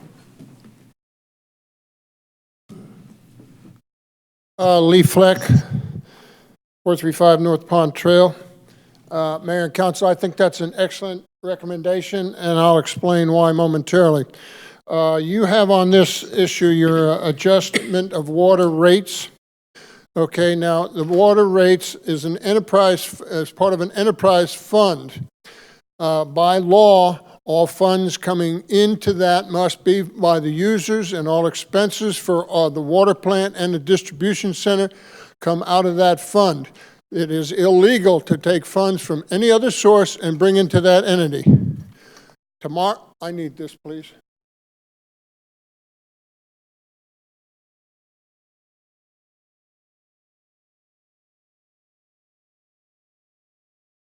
Tomorrow you have, under the administration, you have a consideration of a resolution to allocate community development block funds to the Clare Drive water line. That's against state law, and I'm sure the Attorney General would agree with me.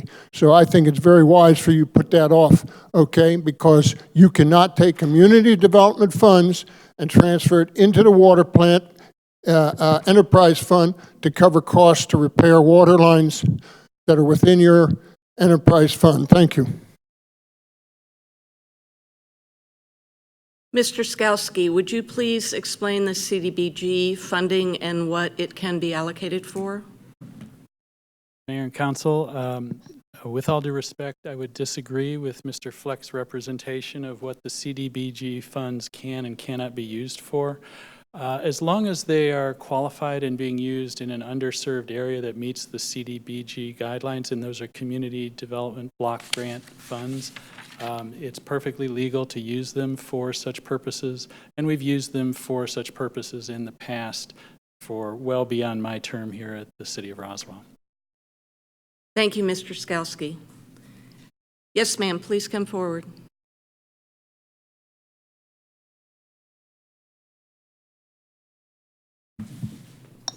Janet Russell.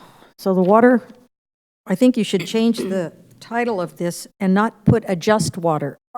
I think you should put to increase the water rates. Let's be clear about things when we're doing them for public consumption. I don't assume that you're going to lower the water rates. I'm assuming that you're going to increase them. Now, about whenever we built the new water treatment plant, I'm going to say 8 or 9 years ago, the price went from $8 million to $16 million in 5 years. At that time, I requested that the city get out of the water business, since Fulton County provided the water for 80% of the residents of this city and only 20%. At that time, there were 27,000 customer addresses in Roswell. So approximately 5,000 were getting their water from the city of Roswell, and the rest were getting it from Fulton County. The city declined, and it held the 5,000 addresses responsible for paying for the entire water treatment plant. I've brought this up many times, and the reason is, on January 1 of each year, I don't get the choice of who I want to supply my water. My complaint is not about the quality of the water or the service. Everything is great.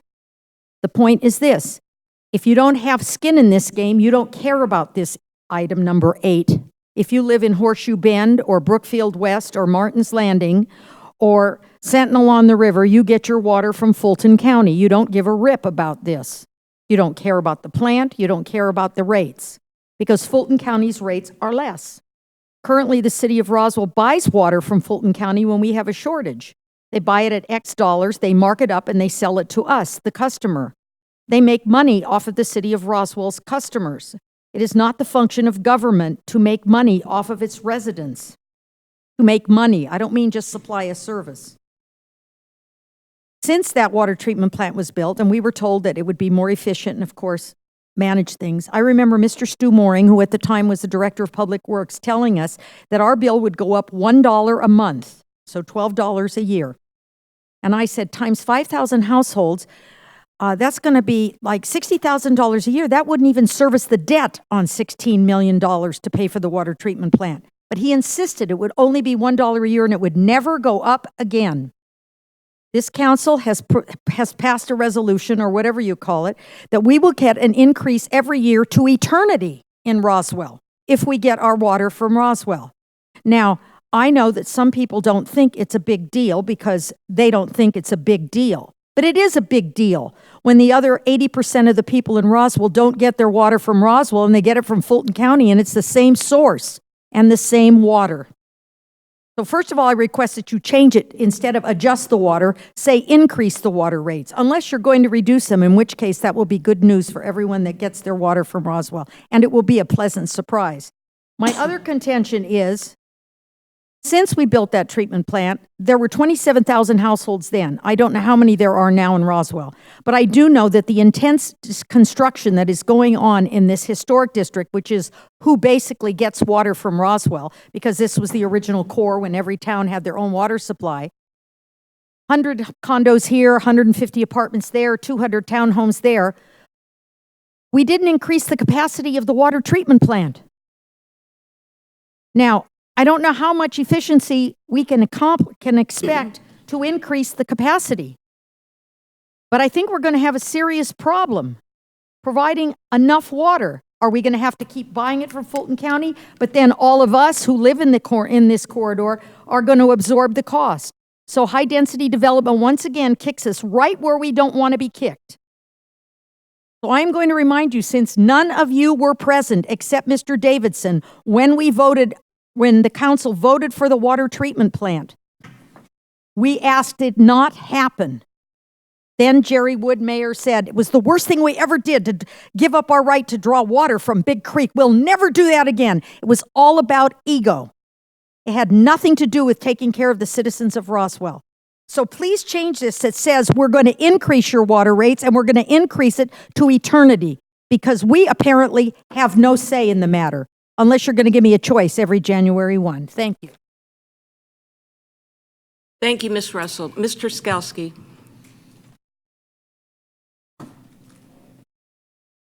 Thank you, Mayor and Council, and thank you, Ms. Russell, for your comments. Once again, I would respectfully disagree with several of the points that Ms. Russell made.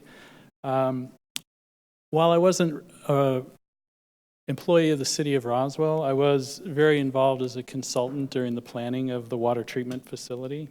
And a couple of things that I would like to just state a little differently In the master plan that was completed in 2012, the estimates for construction of the water plant were broken down into several components. When you add those components together and adjust for inflation, and I believe this was done for a question that Mr. Fleck asked probably 7 years ago, it comes up to about $15 million when you add the intake, the tank, and the plant together.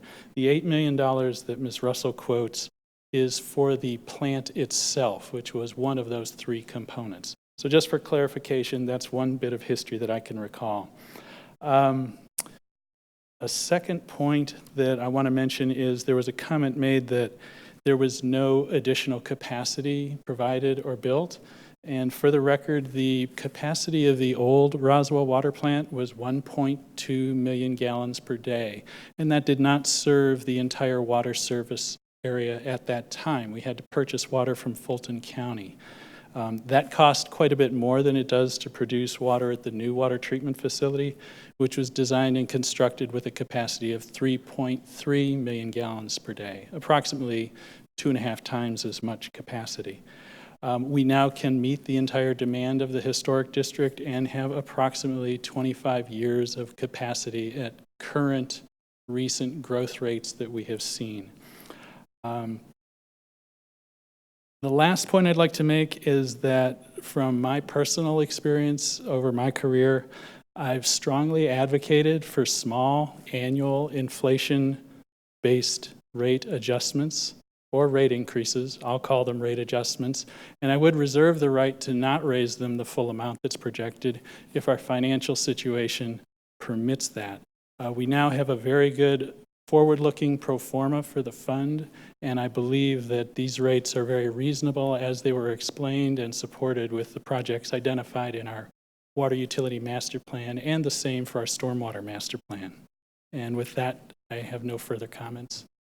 Thank you, Mr. Skalski. Does council have any questions? Yes, Councilmember Judy. Mr. Skalski, just so we get this clear, because I've heard this a couple times now, we are not running out of water. Correct, sir. And we are not close to running out of water. Not at this time. Okay, thank you. Councilmember Zapata. Thank you, Mayor. I have a couple of questions and maybe clarification. How are those rates compared to Fulton County water rates? Thank you. That's a point I forgot to mention, Councilman Zapata. We are a little bit higher than Fulton County at the present time. Fulton County still has one of the lower rates in the state of Georgia, in part because they were one of the largest systems built that began operating just about 30 years ago. We've got 100 years of operating history here in the city of Roswell, so we have an older system. The point that I want to make is that Fulton County, over the last 3 years, has increased their water and sewer rates 5% per year for those 3 years. And we've been raising our rates at about 1.5% for that same time period. So I think the inflation rate is increasing higher than 1.5% and has been higher than 1.5%. And I think it's very likely that Fulton County may have to increase those rates again to fund their current bond program. Does that answer your question, sir? Yes, the first one, yes, thank you. And my second question will be, what will be the purpose of the rate increase? Is for operational purpose, is for capital purpose, building a fund for future investments? What is the purpose of the rate increase? Thank you. That's a good question. And for those in the water side, in the city of Roswell water system, this is largely to keep pace with our capital program to replace old water lines in the system. So we have a lot of older galvanized lines and some cement lines that are at the end or near the end of their useful lives. This is our galvanized line replacement program, and we'd like to do that at a more rapid pace. We've talked about that several times, and this will allow us to keep that up at $500,000 plus per year going forward. On our stormwater side, those rates have not increased for some time, since about 2010, I believe, when the stormwater utility was created. And we have a large volume of corrugated metal pipe, which has about a 25-year life. Most of that pipe was put in over 25 years ago, and this will allow us to keep pace with the capital replacement of those corrugated metal pipes and the increase in compliance-related work that we have had to do as regulations get tighter with our new stormwater permit. Thank you. Additional questions, comments from council? I haven't closed the public comment portion of this yet. Is there anyone else that would like to come forward and speak? Thank you. Councilmember Zapata, do you have a motion? Yes, Mayor, thank you. So, like I said before, removing the community development portion of the resolution tonight, I would like to make a motion to approve the stormwater utility rates and the water utility rates portion only of this resolution. We've got a motion to move forward with the water and stormwater utility rates. Do we Second. have a second? Second. Second by Councilmember Judy. All those in favor, please raise your hands. And it passes unanimously.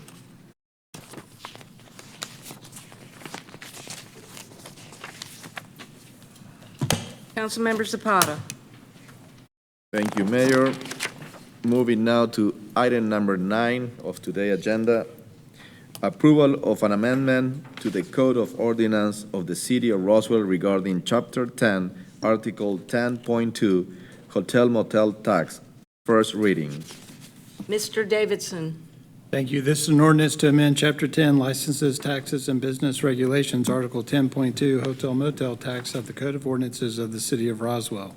Now therefore, the mayor and council of the City of Roswell, pursuant to their authority, do hereby adopt the following ordinance. Chapter 10, Licenses, Taxes, and Business Regulations of the Roswell Code of Ordinances is hereby amended by deleting Section 10.2.2 in its entirety and substituting a new Section 10.2.2 to read as follows, text of which is incorporated herein by reference. Chapter 10, Licenses, Taxes, and Business Regulations of the Roswell Code of Ordinances is hereby amended by deleting Section 10.2.3 in its entirety and substituting a new Section 10.2.3 to read as follows, text of which is incorporated herein by reference. And Chapter 10, Licenses, Taxes, and Business Regulations of the Roswell Code of Ordinances is hereby amended by deleting Section 10.2.10 in its entirety and substituting a new Section 10.2.10 to read as follows. Again, the text of which is incorporated herein by reference, and if approved, this would be the first reading. Thank you, Mr. Davidson. Mr. Luckett. Thank you, Mayor. As you might remember, back in January, the Mayor and Council approved a resolution requesting permission from the state legislature to increase the hotel motel tax rate from 6% to 8%. There's a process by state law that the city had to follow, which included adoption of the resolution, adoption of a local act by the General Assembly, and then finally we're on the final step, which is approval of an ordinance update for the city of Roswell. So this is the first reading of this ordinance update. Essentially, these changes, all they do is add the new rate of 8% to our ordinance, as well as Section 10.2.10 references the new section of state code that our hotel motel tax rate falls under, which is the 481351B. That establishes all the different ways in which we can use the hotel motel tax revenue. And I'm available for any questions you might have. Thank you, Mr. Luckett. Does council have any questions? Councilmember Judy. No, I'd just like to thank Representative Robichaux and Senator Albers for helping us. I believe we have another senator that has part of the river. I don't recall their name, but thank you to them too for helping us get this through the governors. Appreciate it. Yes, we do appreciate it very much. Additional questions, comments from council? Is there anyone in the public that would like to come forward and speak? Do we have a motion? Yes. Motion to approve item number 9 of today's agenda. Motion to approve by Councilmember Zapata. Do we have a second? Second by Councilmember Wilsey. All those in favor, please raise your hands. And it passes unanimously. We are going to take a 10-minute break before we go on to the community development agenda, so please meet us back here at 8 o'clock. Or is it 8? 9 o'clock, sorry. Time flies.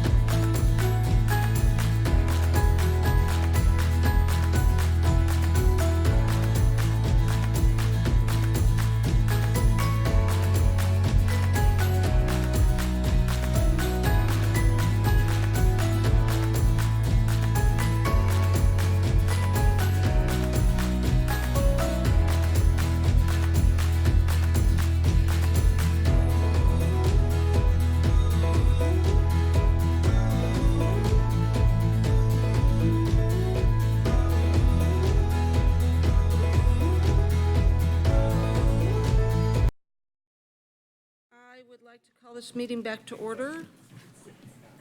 Councilmember Palermo, you are up. Thank you, Mayor Henry.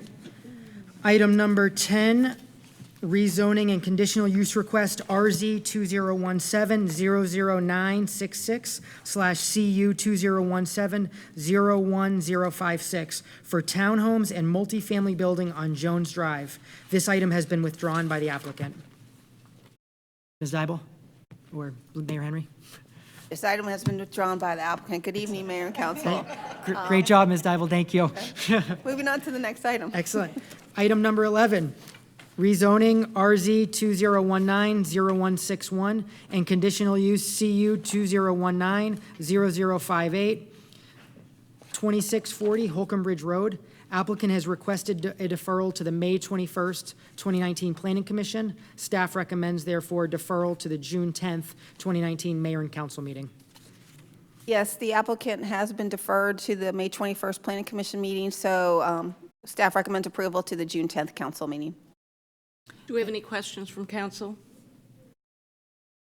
Are there any questions from the public regarding this item? Yes, ma'am, please come forward.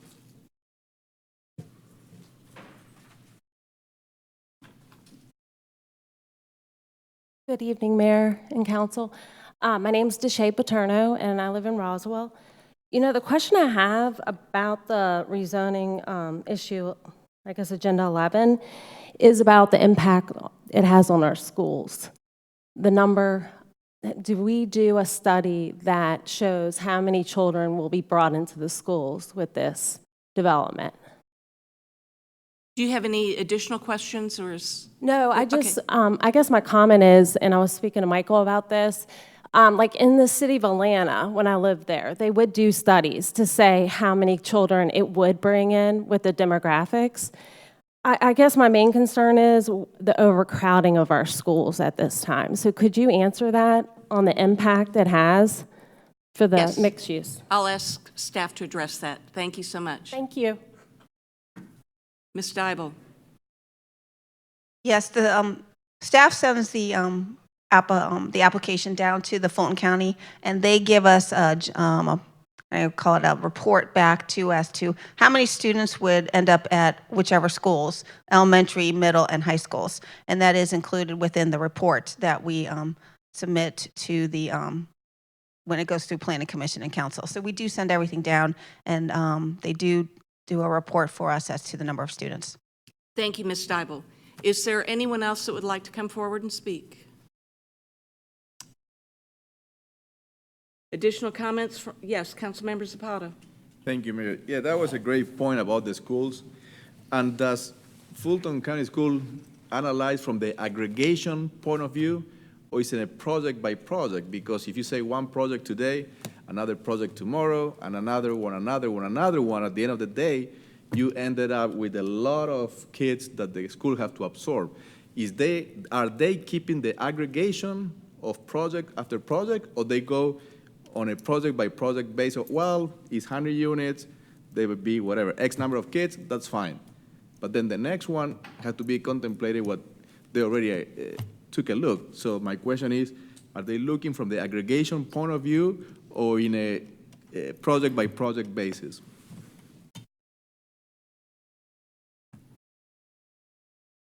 That is something we'd have to talk to Fulton County about. I don't know how they look at it.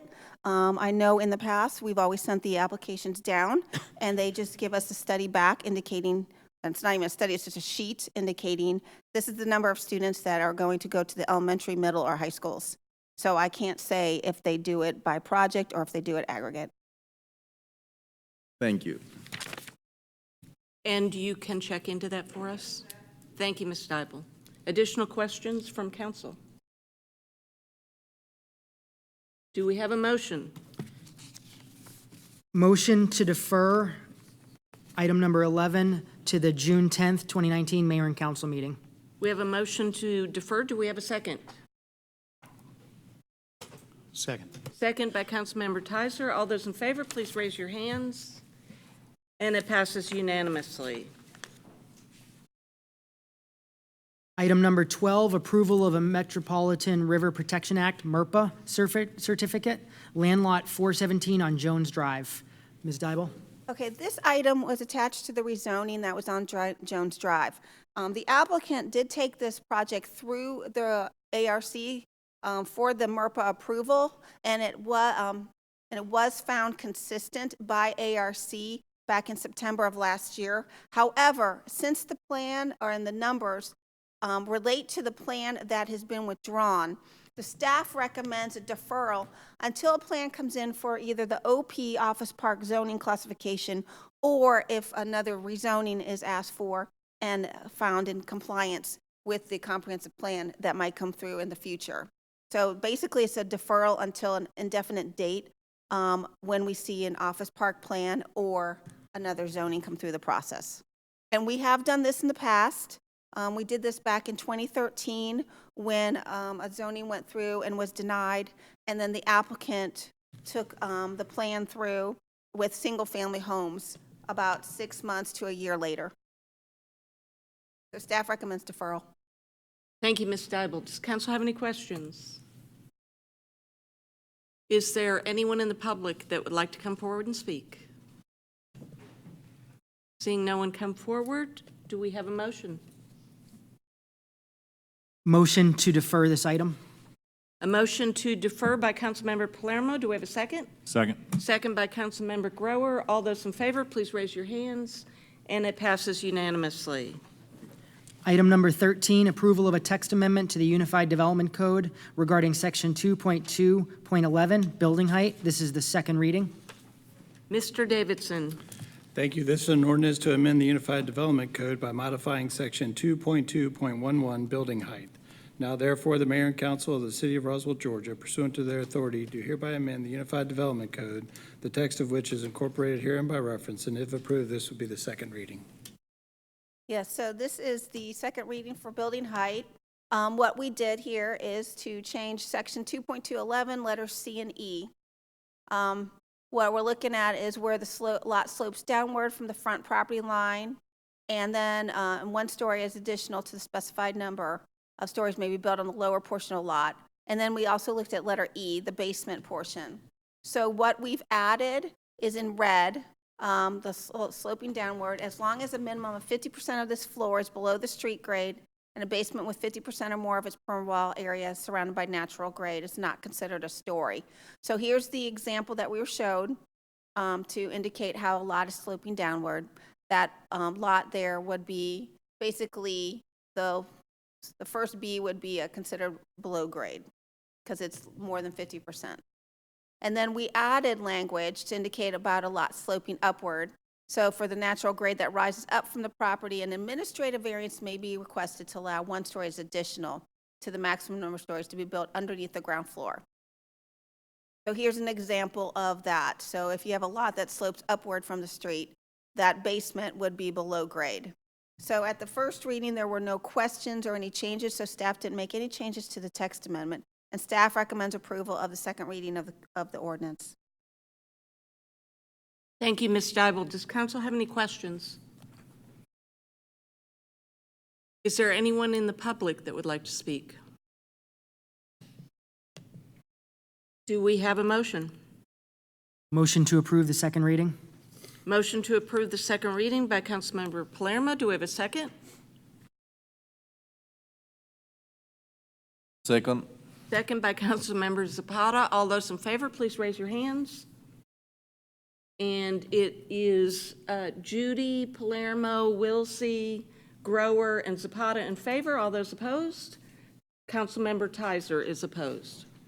Carries 5-1.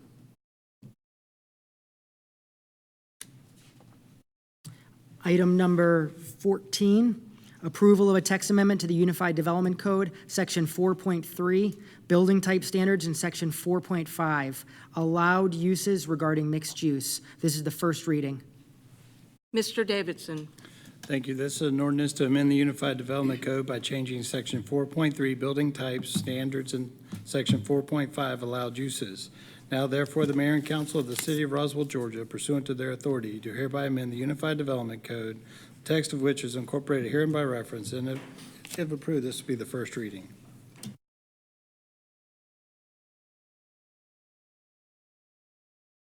So what this is to change section 4.3 for building types allowed by district to be amended, that in the NX, the neighborhood mixed-use district, and then CX, the commercial mixed-use district, to allow for a minimum of 2 building types must be used within the development, one of which must be a commercial building type, unless a mixed-use building type is used.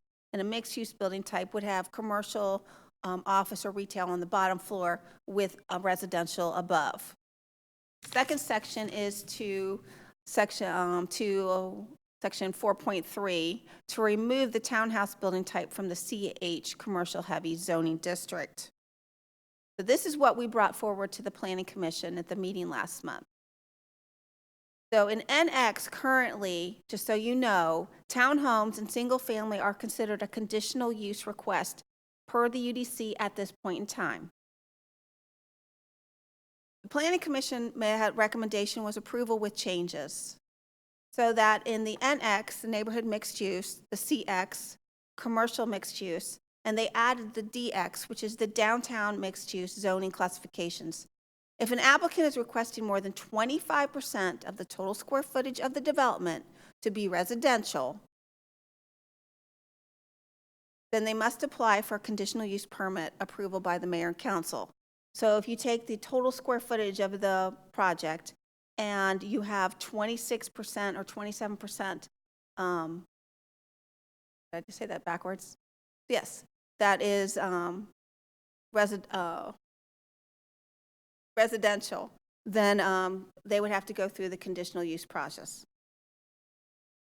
So they're looking for in this to indicate that 75% would be commercial with 25% residential. If somebody came in with that request, then they would meet the requirements and be able to go through the Historic Preservation Commission or the Design Review Board, unless they're asking for multifamily, which is a conditional use in every zoning classification that must come to the council anyway. The Planning Commission also wanted the mayor and council to look at special considerations to be given for exceeding the open space requirements or amenity space, and that would be done if somebody brought something through to the council. So if there was a project that came in that had to go through for a conditional use, and they were looking at, instead of maybe 20% open space, maybe they have 25% or 30%, then maybe they think you might up the residential portion percentage for that project. They also recommended approval of the removal of the townhouse building type from the CH zoning classification, which is one of the recommendations that was in the text amendment presented by staff. So the staff's recommendation is approval of the text amendment presented with the 2 building types and the removal of the townhouse building type from the CH commercial heavy zoning classification. Do you have any questions for staff? Does council have any questions? Yes, Councilmember Tizer. Thank you, Mayor. And if after my first question I can hold the floor for just a moment, I'd appreciate it. Ms. Dival, could you put up a zoning map for us? Yes. And as he does that, in the interest of time, if you could just run down the specific locations that this amendment would affect. The specific areas where those zonings are. Okay, so the CX zoning classifications are the kind of pink area around Holcomb Bridge Road and Alpharetta Highway. So if you, a little slow coming up on there. And, Kevin will use the pointer while I'm talking there. That might help. So to show that the pink area is Holcomb Bridge Road and Alpharetta area. All that is zone CX. And then if you go east of 400, you have some CX there in the pink right there in that area along Holcomb Bridge. And then a little bit further down Holcomb Bridge, you also have some pink a little bit back towards the west. Keep going a little west, a little further, right there. So you have a little bit of CX in that area. The NX zoning classification is in a variety of areas of the city. Right there, that magenta color that he's pointing to in the area right here by City Hall. Then if you go down Marietta Highway, that corner right there is zoned NX. And then we have some NX zoning up here by Sweet Apple Elementary School. A little bit further up off of Crab Apple, that is zone NX. And then also there up at Arnold Mill Road. And the last bit of NX in the city is zone, it's right in front of Willow Springs. It's on the east side of 400. It's the shopping center that's existing there.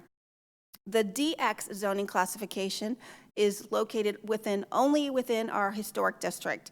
That is a purple shade. It's hard to see because not all of it's popped up yet, but it is that light lavender color, and it's only within the historic district of the city. Does that help? Thank you. I want to make sure I understand. Today, the way our ordinances are written, where UDC is written, if someone comes forward with condos or apartments in any of these zoning categories, my understanding is that's already conditional? That is correct. It's a conditional use request in every zoning classification. So without regard to the percentage, they still have to come forward. Is that correct? That's correct. Thank you. Additional questions, comments from council? Yes, Councilmember Palermo. Excellent. Thank you, Mayor Henry, and really thank you to staff. This is actually the 8th time this council will discuss this, and staff was there 100% of the time and heavily involved, providing their expertise. So, Ms. Dybel, thank you, and all of community development. What I want to actually address is the fact that there is a serious loophole within our code. Mr. Tizer just brought up a great and accurate point that if someone wants multifamily, then they will need to come to this council and there'll be public input. So if for any of these properties, someone requests that, what's going to happen is there's going to be a neighborhood meeting. The residents, the neighbors, everyone's going to learn about the impact, the proposal, et cetera. They're going to have the ability to come to Planning Commission and voice their support or their opposition. Planning Commission will get to ask questions and vote a recommendation. It will then come to council, and either the proposal will be accepted or denied with a lot of public input.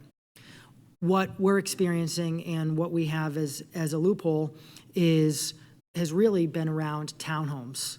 So townhomes can certainly be an excellent housing choice and serves a great purpose in a number of locations.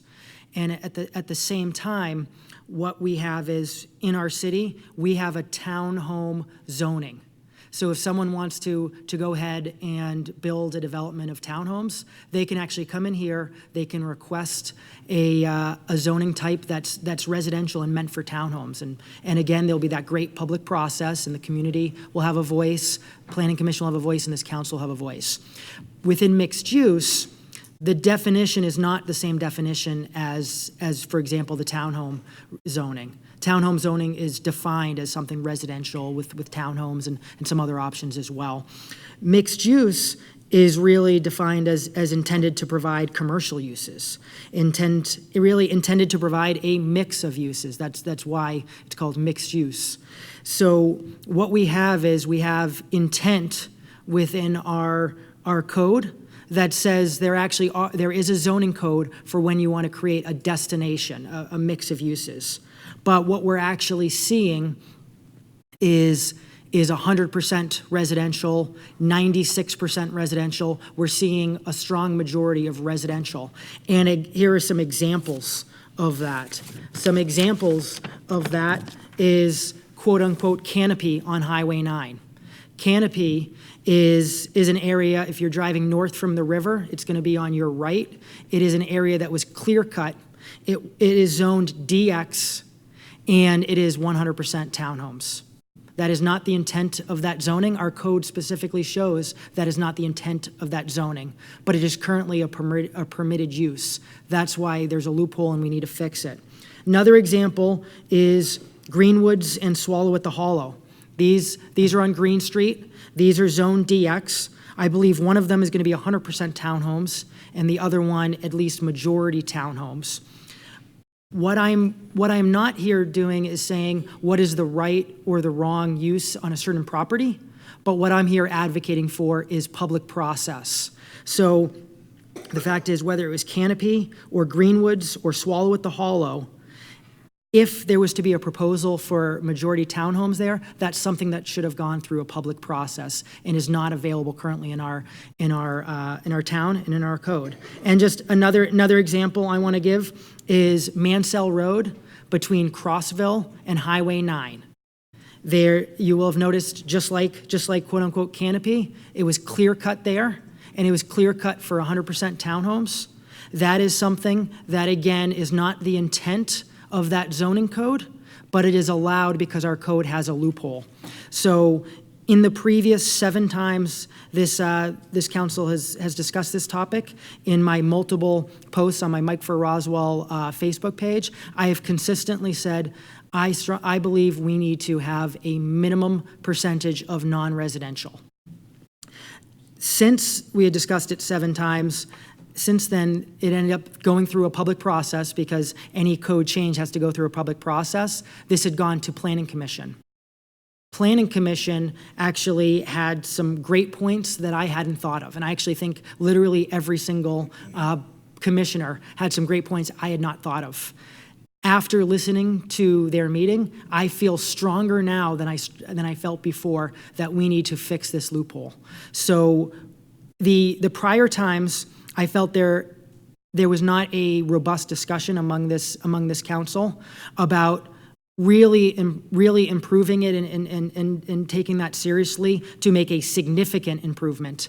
I believe I've proposed something that does, and requiring a minimum percentage, and I'm hoping that tonight this council will discuss really the pros, the cons, the concerns, and I'm really hopeful that we will actually make a significant change to mixed use, because I want more redevelopment and I want destinations within our community. And if we're going to continue to just allow this loophole, instead of our mixed-use zonings being used as destinations, they're going to be used as origins. They're going to be places where cars start their drive in the morning and they need to go somewhere else because we don't have the right code, the right plan to ensure that we are encouraging mixed use. Yes, Councilmember Tizer. Thank you. Just a clarification, if Councilmember Palermo would. In our meetings, in our committee meetings, Councilmember Palermo proposed that there would be a minimum percentage of commercial. And I think he proposed at that time a number like 25% minimum commercial. What the Planning Commission has put forward is a maximum 25% residential. And so I'm a little bit confused as to which one you're bringing forward this evening. Thank you. Thank you, Councilmember Tizer. Yes, Councilmember Palermo. Thank you. Yes, so great question and accurate memory. So I discussed a percentage the entire time, and the number that I had used was 25%. I did say in meetings that I would prefer a higher percentage, but 25% was something I said that I felt was at least an actual improvement. So that's from the history standpoint. As I mentioned, I listened closely to Planning Commission, listened to all the points, and really from listening to that, I actually do feel that 25% is too low, and here's why.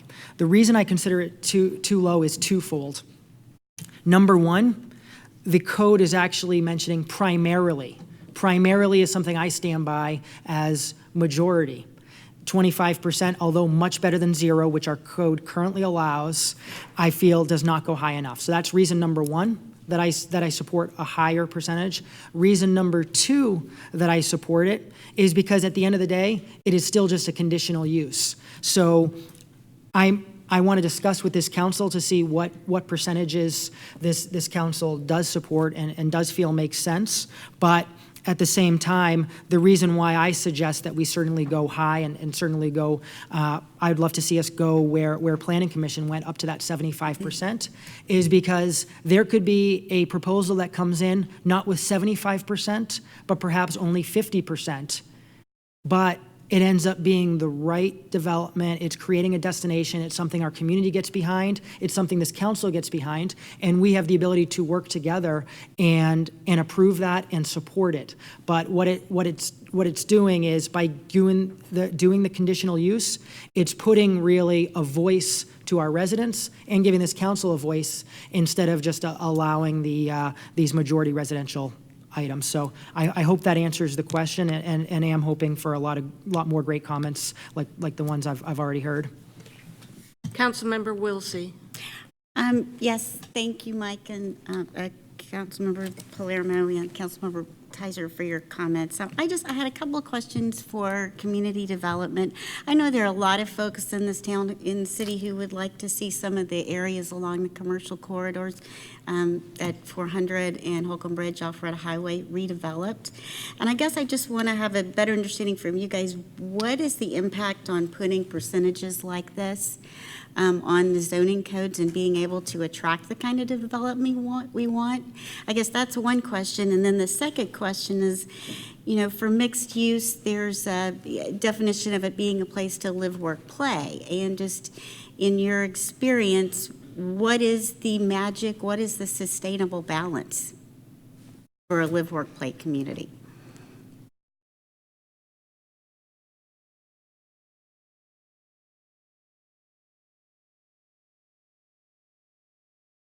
Those are good questions. And so I don't know if there is a magic number for live, work, play. You kind of look at it as what the market is doing. So as we know, the market has been building townhomes, which is what we're all really discussing here this evening in a sense. The retail way we shop for retail these days has changed in the last 5 to 10 years. More people shop online. There's not as many brick and mortar stores. So trying to get a good balance of live, work, and play, trying to figure out a percentage for that has been difficult.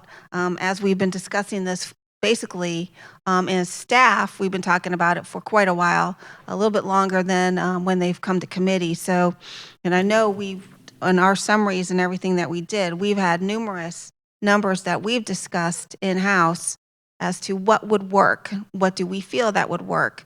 We've been looking at the 20-25% number, even though, and basically we got that because we looked at a lot of surrounding jurisdictions. What do they do?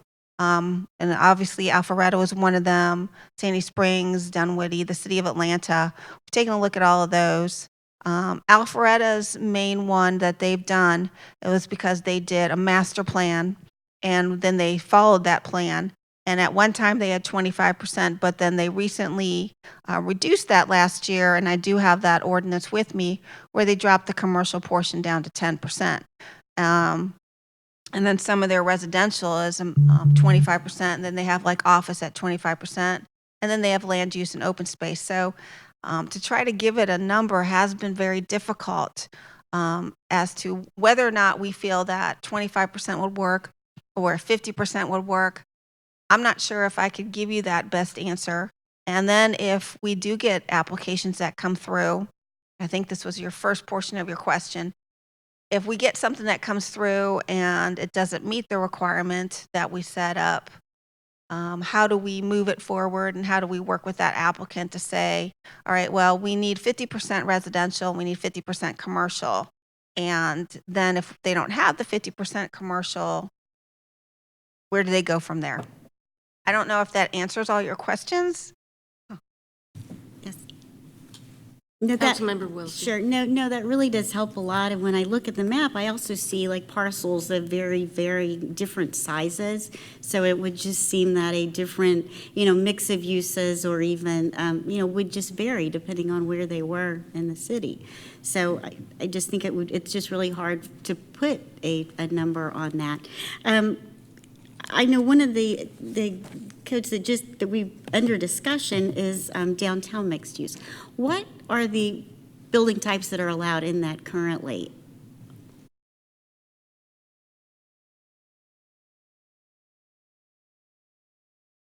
I mean, that does seem to be a big concern of a lot of the letters that we've received over the past day or so, and so I just wondered if we can just look at, at that mixed code in particular. The building types currently allowed in the downtown mixed-use zoning classification are detached house, carriage house, townhouse, walk-up flat, stacked flat, commercial house, single-story shop front, mixed-use building type, general building type, and civic building type. And is that the same as downtown mixed use, or no? That's Those another are all the category. building That's all types the same. allowed within that zoning Zoning classification. class. Okay. Okay, so the only two building types that are not allowed currently in the UDC in that classification are attached house and cottage court. But every other building type is allowed in that classification of downtown mixed use. And that is requiring 2 or more building types? No, not No, at this just time. one. Okay. We don't require 2 more building types. Those are just the building types Downtown that mixed use. are available if somebody chooses to do something in the downtown DX zoning. Okay, all right, thank you. Councilmember Judy. Thank you, Mayor. So this has been something, as Councilman Palermo said, we're on our 8th time talking about. And I've still yet to get a good answer of why 25%, 50%, 75% works. I've yet to see, we received a lot of emails, but I asked 10 people today, staff members, et cetera, have you ever seen a mixed use that's 25% residential? And I nobody could think of one. So my problem is with the number. And what I'm hearing, and we looked at a DX with a lot size of 0.75 acres. And we said, all right, well, if somebody wants to put true mixed use on this, is it possible with a 25%, even a 25% limit? And it's hard to do anything on that piece of property because of stormwater, because of parking, because of this. So you're going to take a piece of property and basically possibly a good project that everybody would like, and it's going to become unbuildable.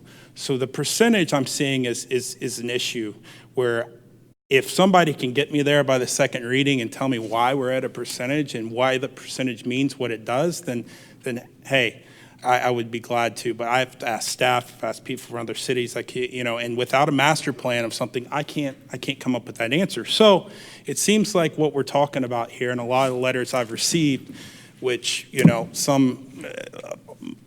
almost all these examples that were given never came to us, except for one, is townhomes. And we talk about Canopy, and we talk about Green Street, et cetera. So if we went in DX, because I believe, and I'm open for discussion on this, but in the CX, NX already, commercial, the townhomes have to come to council. In CX, they do not, and in DX, they do not. So I am up to saying, all right, instead of putting a percentage in, let's make townhomes in DX conditional. So all of a sudden, DX comes, any townhome, so any multifamily in that area comes to council. And that's really the goal of this, is for that to come to council so council can, that's my understanding of why we're doing this. So there's a public process, we're able to look at the project, et cetera. But putting a random percentage that I've yet to have been able to be explained to me, and staff, obviously, I asked if they supported Planning Commission's proposal or percentage, and they said no.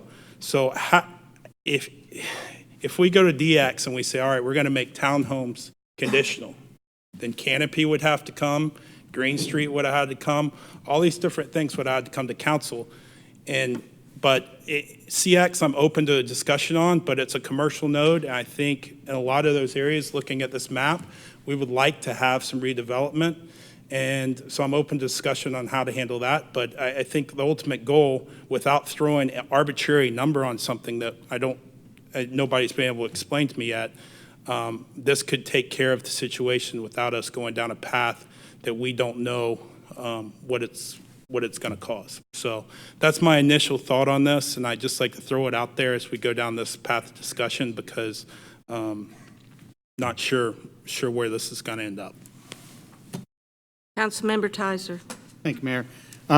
Just a couple of facts. I'm going to underscore a little bit about what Councilmember Judy just said. Alpharetta has a requirement for 25% residential and has reduced their requirement on commercial from 25% to 10%. This is only in their MU zoning on parcels over 25 acres. These types of requirements only work on the large sites like our Target or Northwest Quadrant, et cetera. Right now, Alpharetta does not have these restrictions on their downtown projects. Here's what I think I heard Councilmember Judy say very clearly. If the issue that Councilmember Palermo is having is townhomes, and I understand that issue, then doing what Councilmember Judy has suggested would certainly help solve that issue.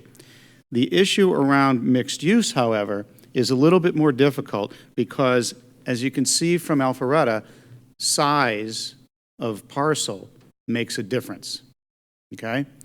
A smaller parcel probably can't hold as much commercial as it can residential. And I think if I were to ask staff that question, they'd probably answer the same way. So if the issue is townhomes, make them conditional, move on. Thank you. Councilmember Palermo. Excellent. So first off, I just want to say, actually, I'm really enjoying this discussion. I think this is actually in all eight times we've discussed this, I think this is by far the most productive discussion of it, and I feel like I'm hearing a lot of great questions, great comments, great points from this entire council, and I do appreciate that. So I want to address a couple different things. First off, Ms. Dybel, it's my understanding. So I guess first off, when I proposed a percentage, I just went purely residential and non-residential, which we can certainly call the non-residential any type of commercial. But it's my understanding, Alpharetta's, they have different requirements. So they have residential, they have commercial, and they have other things that they classify differently within that. Is that accurate? Or did the new update, did they change it to just commercial and residential? In their ordinance that they approved last year, they have the 25%, and this is the MU mixed use district, 25% for residential dwellings. They have 10% for commercial. They have a percentage for open space. They have 25% for office and institutional. Great, thank you. So what I'm hearing right there is they have 35% if we were to add the 10% minimum for commercial and 25% minimum for office and institutional. So I wanted that clarification. Thank you, Ms. Dybel. Couple of other things I wanted to really talk through. There were two, I think, really related points on the fact that, so if we are looking and discussing Alpharetta and their successful mixed use that we've seen, they have the larger parcels and they have that minimum acreage. So I definitely understand that. And then I think related to that, I heard we have some very small DX pieces, DX parcels. So what I want to bring up there on why do I mention that is, at the end of the day, Roswell does not have many, if any, greater than 25 acre locations that would fit in this with current zoning.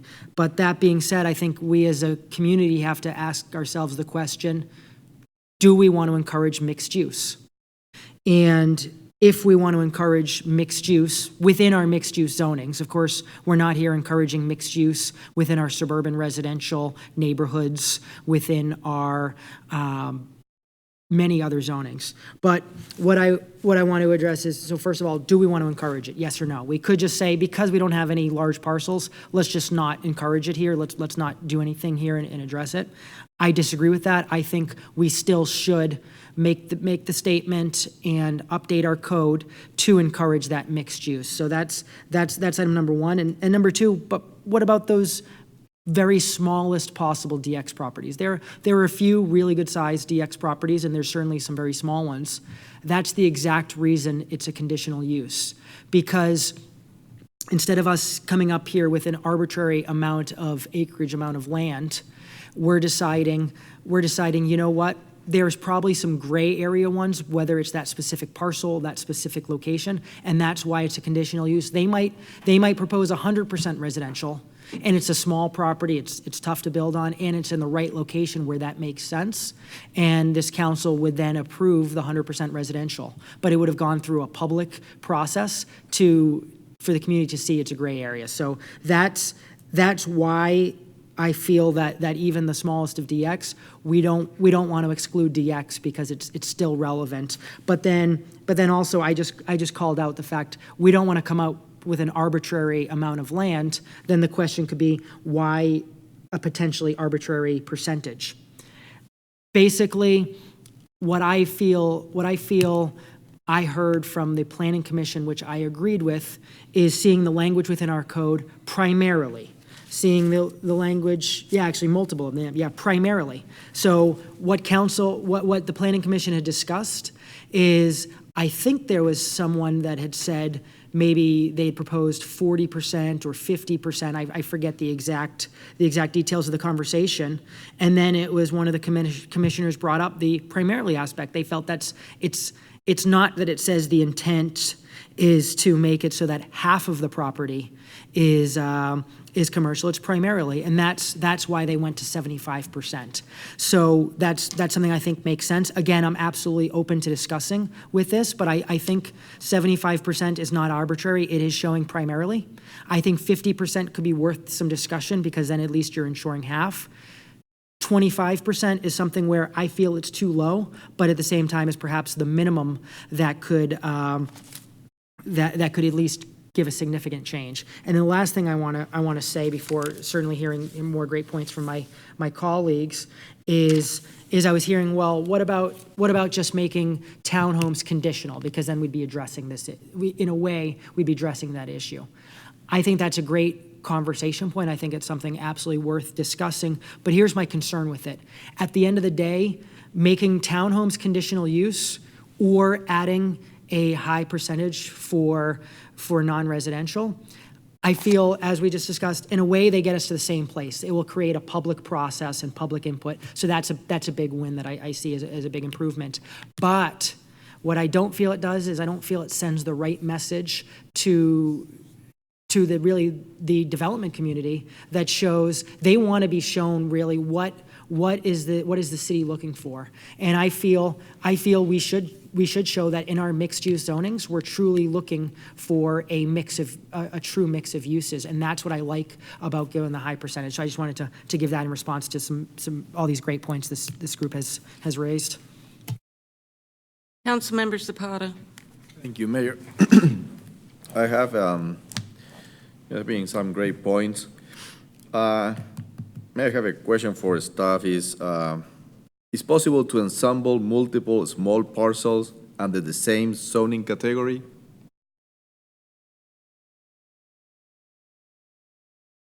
Yes, it is possible to assemble. Okay, so then, we're talking about small parcels is not a problem, but if they get ensembled, might become a problem. Question number one that I have. My second question is, if we approve the maximum of 25% residential, can still the applicant come to the mayor and council asking for a conditional use for more than 25% residential? Only if you put something like that in the code. So if you put it in as a conditional use, and writing it that way, then yes, you'd have to put in the ordinance. Okay, thank you. Councilmember Wilsey. Yes, thank you. Jackie, quick question. I know we're talking a lot about downtown mixed use, and I know most of those parcels are included in the historic district. Is this being addressed at all in the historic district master plan? The percentage? No. Yes, or anything that would impact No. what this The looks historic like? district master plan has looked at mass and scale, stories, height, things like that. No, the percentage has not been discussed, nor is it in the draft master plan. Is it something that could be considered there? I mean, as a master plan, since I know that's really kind of what Alphareta's done with their North Point plan and their downtown plan. It would just seem like that would be a good place to look at specific uses, not trying to set a blanket for the whole city. It could be. It has been written and drafted. That would Okay, have to be that's fine. discussed further. Right. And it still hasn't gone through the Historic Preservation Commission, Right.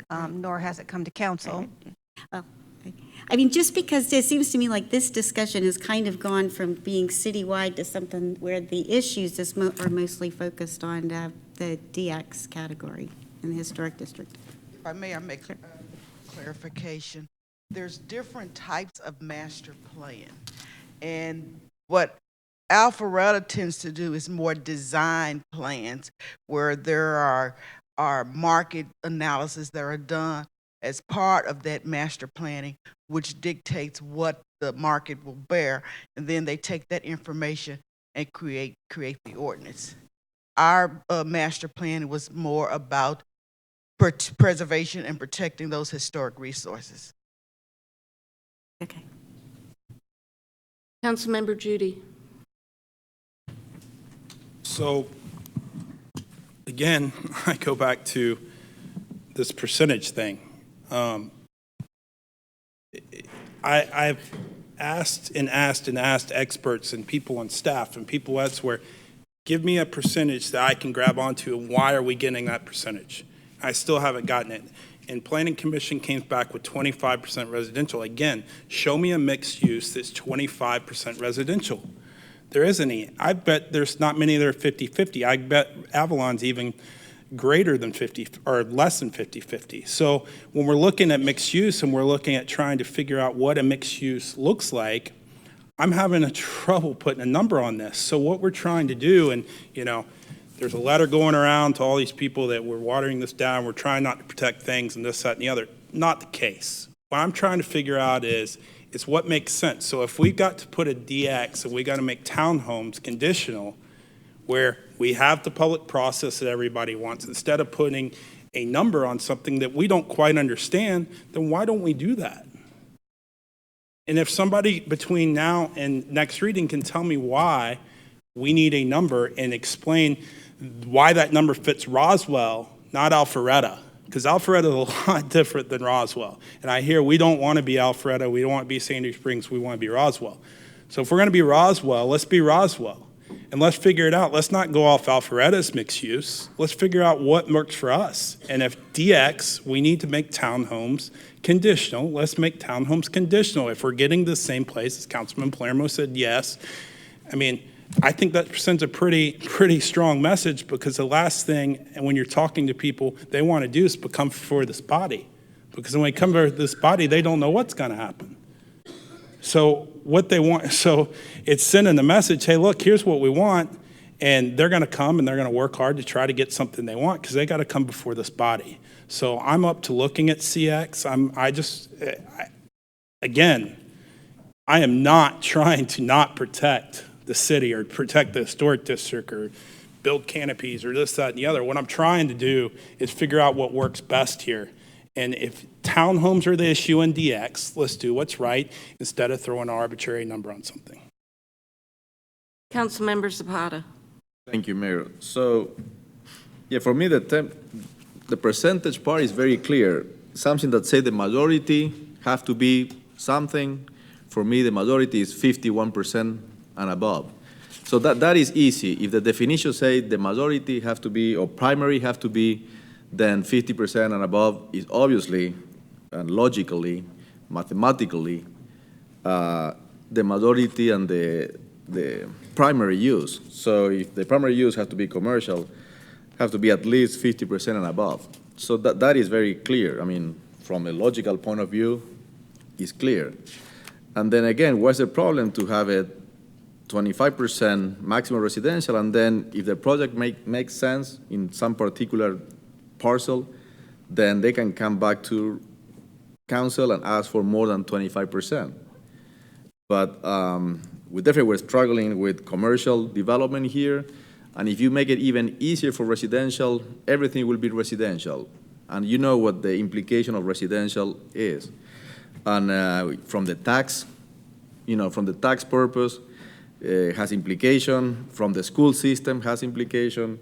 Has some from the road, from the first responder, from any, from the commerce or economic development has, So I will support, no problem. And then if some project makes sense with more residential, come to council and make your case. Councilmember Tizer. Thank you, Mayor. Look, we can talk about percentages all we want. It's the marketplace and the banking system and the financing world that's going to tell people whether they can do things or not do things. And I can tell you right now that if you come forward today with a 75% commercial development and you try and get that financed, you're going to have a heck of a hard time doing it because the market's not there. That's why Alpharetta decides that they're going to do development and they're going to find out, as Alice Wakefield said just a few moments ago, where's the market, okay? And if we want to put a percentage on it, we need to find out what does the market say? What's the financeable number that makes it work? So, at 75%, if what your aim is to stop all development, if your aim is to stop all development, 75% commercial probably will do it, okay? But I'd like to talk to some financial institutions and find out, can that be done? Is it possible? I think that's where you're going to find your answers, is talking to the marketplace, talking to the financial world. But again, if what you're trying to do is stop all development, that's a whole different situation. Councilmember Zapata. Thank you, Mayor. Well, stop all development is sort of like a strong statement and personal opinion, because also is to promote commercial. It's not to stop all development. The purpose is to promote commercial and destination places. Much needed destination places to, for the community of Roswell and from the surrounding area to come and spend money here and help us with the tax base that is supported mainly by residential, like other cities that they have much more commercial than residential supporting the tax base. So it's not at all the intention to stop all development. That is just a personal opinion. But it is to promote commercial development. And it is to, maybe all the developers that are hanging out in Roswell, they're all residential, which is fine. But maybe we need to make an effort to look for this kind of developers who are more focused on this kind of mixed use or 100% commercial. It is harder? Yes, it is harder. It is. Nobody discussed that. But then, is this what the community wants? Then we have to work harder to get there. Not just whoever show up on the plate. In this case, today is residential. We have to take it. And then we have more deficit between commercial and residential with all the implications that residential development bring to the city. So that is the point, to promote commercial development. Councilmember Palermo. Thank you, Mayor Henry. So what I think is it's very important that we are, as a community, deciding what we want to encourage, and at the same time, we're being realistic, but we're not just purely deciding that we don't want to say what we want because we just aren't going to really plan. Because an example and a comparison, again, as we discuss the Roswell and Alpharetta, in Roswell, what I've seen is we have some properties that will be zoned for office, and a developer will come in and say that there's no market for office. We want to build all these apartments, and then it ends up getting approved because some will feel, well, that's what the market's driving, so that's what will be approved. The same situation occurs in Alpharetta. In Alpharetta, there'll be a place that's zoned for office, and a developer will come in and they'll be requesting it just be apartments and it just be residential, and in Alpharetta, they turn it down. They could easily decide that, well, this is what the market's driving, so let's approve it. But instead, they have a plan of what they want, and they stick to it. I think that the community has definitely been very vocal that there is interest in having true mixed use. And even an example is we've got recently, because of this loophole, there's these areas that are just, these locations that are just being filled up with nothing but townhomes. We also have some areas from decades ago that have been filled up with many, many apartments, no destination, no mixed use, just full of apartments and maybe some townhomes. That's what the market was driving at the time, but also, I think it's a result of the fact there wasn't that long-term planning. So I think by doing something like this, it's creating that conditional use opportunity so that we will find that the developers that do have the ability to develop that mixed use will be coming forward. Maybe it's with 75%, maybe it's with a lower percentage, but to Planning Commission's point, maybe they'll have additional open space, and that will be taken into account and consideration in the conditional use. So I just ask you think about that. And also what I'd really appreciate, I think if I heard correctly, I think what I heard is Mr. Tizer said he certainly would not support Planning Commission's recommendation of 75%. So what I'd love to hear from this council, what is the highest percentage that they would support? Because I think it is important we are following our code saying primarily commercial, but also creating more live, work, play, creating more just destinations in general for all of Roswell to enjoy. Councilmember Tizer. Thank you, Mayor. Councilmember Palermo has used the phrase true mixed use. Okay? What I would like to see in answer to the question, what percentage should it be, is not a guessing game. What I'd like to see, go out, look at all the true mixed-use projects that you can find. Go look at them and tell me what the percentages are. That's going to tell you what true mixed use is. True mixed use is not a guess. True mixed use is data, and it's data-driven, and it's not a personal opinion.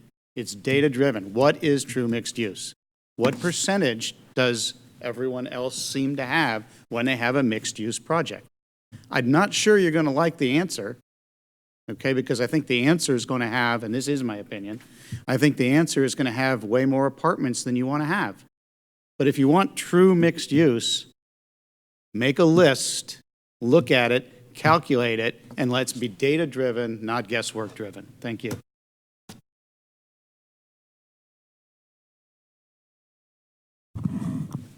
Again, Councilman Palermo just asked what percentage I won't support a percentage because nobody's given me a reason to support a percentage. If somebody can tell me why to support a percentage, but what I will support is making townhomes in DX conditional, so we do have that conditional situation to close that loophole that all these emails came to me about and say, all right, we're closed that loophole.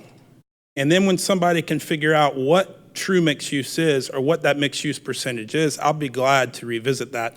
But in the meantime, I will not support a percentage, but I will support closing that loophole to protect that loophole that he keeps talking about. So I won't support a percentage at this point in time until the point when somebody can come and say, hey, here's why, here's how, and here's what. Not an arbitrary number, because again, I've asked people 50%, 50%, 25, 75. It doesn't exist. And so if it doesn't exist, how do we expect it's going to exist in Roswell? I can't get there. I'm going to continue to call on council, but I would like to remind you all that we have people here from the public that would like to speak at some point. So if we could give them the opportunity, because we will come back to council as well. So Councilmember Grower. It's actually the first time I've spoken on this, but I've been sitting quietly and going in here, walking in the room tonight. I kind of felt like, as being a data-driven guy, that arbitrarily picking a percentage is not the right way to do that. I still feel that way. If there is a study, if there is some analysis, if there's something that can compel me that there is a percentage that makes sense for the city of Roswell, that's great, but not tonight, not for me. That's all I got to say. Councilmember Wilsey. Yes, I mean, just one other quick comment, just based on something Councilmember Palermo said. I think an interesting exercise to see what the right balance is to look at some of those older apartment buildings that were built 30 years ago and try to see what mix of uses and what that balance would be to try and redevelop those areas. I do agree. I understand the concerns about, townhomes and making that a conditional use. So I would support staff's recommendation with the addition that townhomes and DX are a conditional use. Councilmember Palermo. Thank you. So basically, I think what I'm hearing is a majority tonight will not support a percentage. That being said, because I did really enjoy this discussion, I do want to be optimistic, knowing this is just the first reading, and potentially that could change at the second reading. So with that, I have a staff request based on what Mr. Tizer had said. I'm just curious. I have no idea what the answer is. Just like he said, he doesn't know what the answer is regarding Avalon. But let's use that. I'm just actually just curious of, if you look at phase one of Avalon, what was the commercial compared to the residential, as well as with the final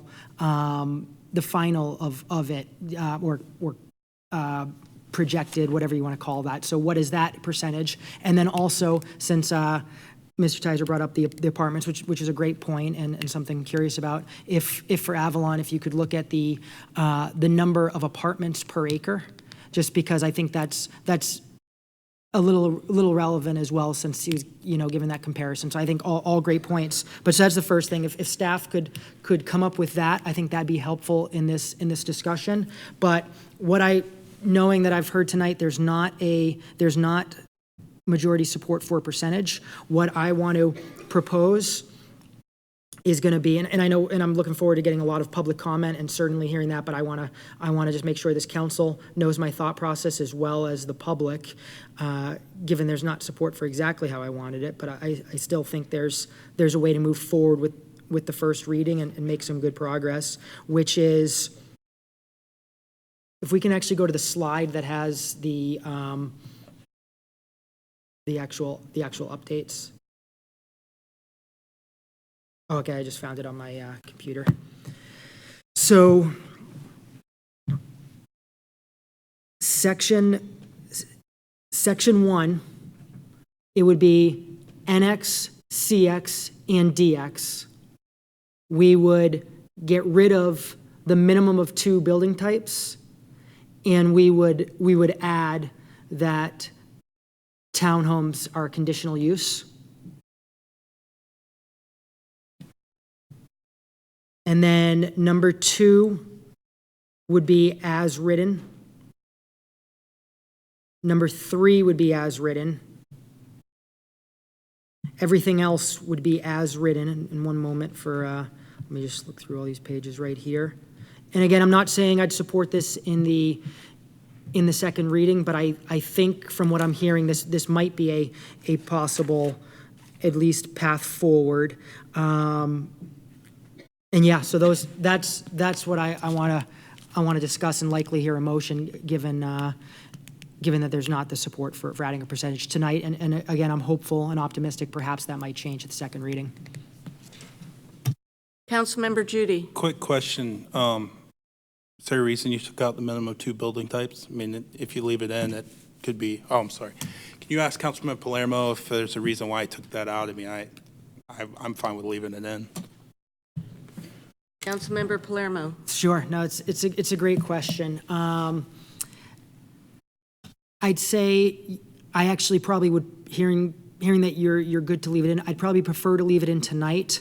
My thought process is based on, in listening to Planning Commission recommendations, if a percentage was added, then I feel it would not be necessary. I think, one of the commissioners specifically mentioned, if there was the square foot percentage, doesn't matter if there's 1 building type, 2 building type, 5 building types, it's really based on the percentage. So I guess with that, I'd prefer to leave it in, making it conditional, and we'd certainly discuss at the second reading. But so with that, just so everybody's aware, I guess I haven't made my motion yet, but I would be leaving in the 2 building types, but adding that in those 3 types, townhomes are a conditional use. Thank you for the clarification. Additional comments from council? Well, we will now open it up to the public. So is there anyone that would like to come forward? Yes, ma'am.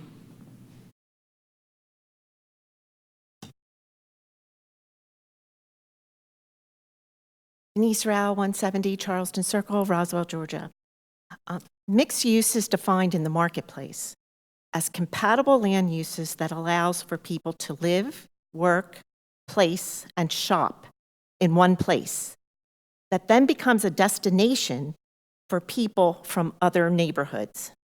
Our own UDC describes the intent of our X districts, except RX, as primarily commercial use, not primarily residential use, primarily commercial use, regardless of building type. And that's why I would ask council to adopt some variation of Planning Commission's recommended update to the UDC, particularly NX, CX, and DX zoning classifications, with the applicants requesting more than 25% of total residential footage must apply for a conditional use and go through the public process. The amendment on the agenda tonight, particularly requiring the 2 building types, is inadequate because it doesn't address the main issue, and that is the mix of uses. And per Planning Commission's discussion, this amendment, the 2 building proposals, may actually cause a few problems and actually add burdens to particularly those small pieces of property in the HD. At the very least, I believe in its present configuration, the amendment results in an unintended consequence. That is, it sets a standard for our mixed-use districts that is primarily residential instead of commercial, as intended by the UDC.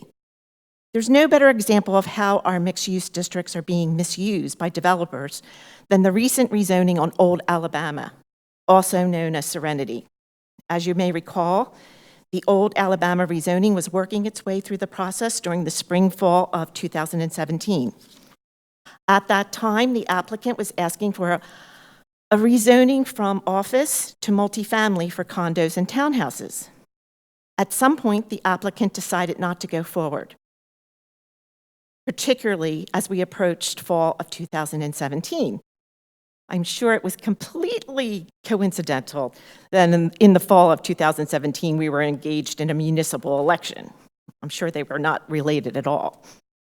When the Old Alabama rezoning rejoined the process in 2018, it was basically the same proposal, virtually the same site plan, except for a very small section in the front of the property where a bike shop and/or restaurant was proposed.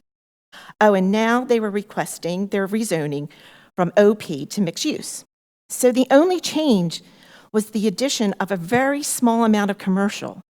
In the immortal words of one of our planning commissioners, the size of a photomat.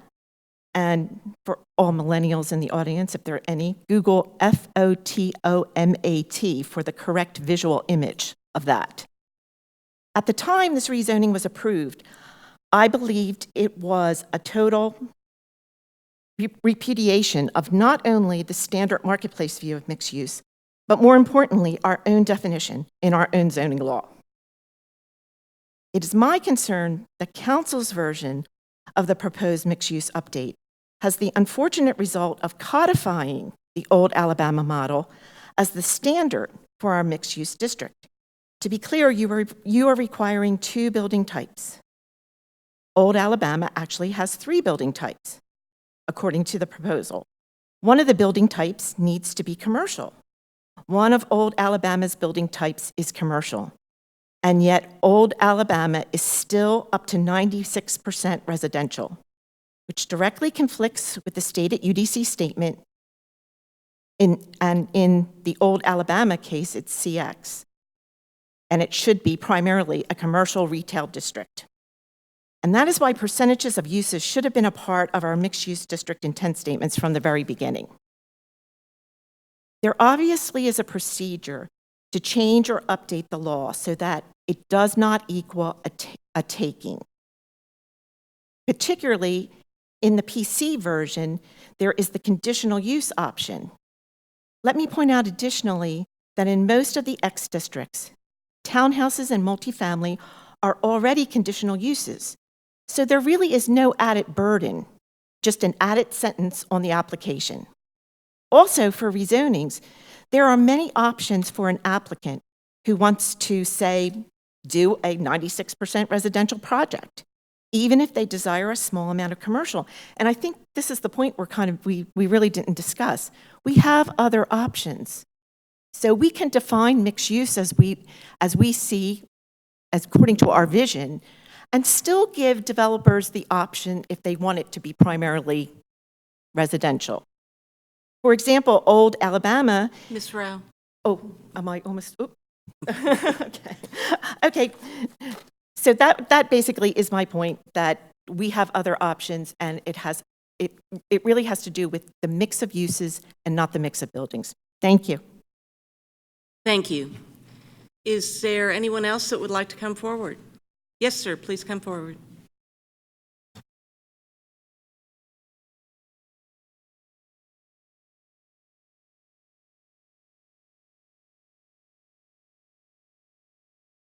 Good evening, Mayor Henry, council members. I'm Richard Arena. I live at 830 Jones Road in Roswell.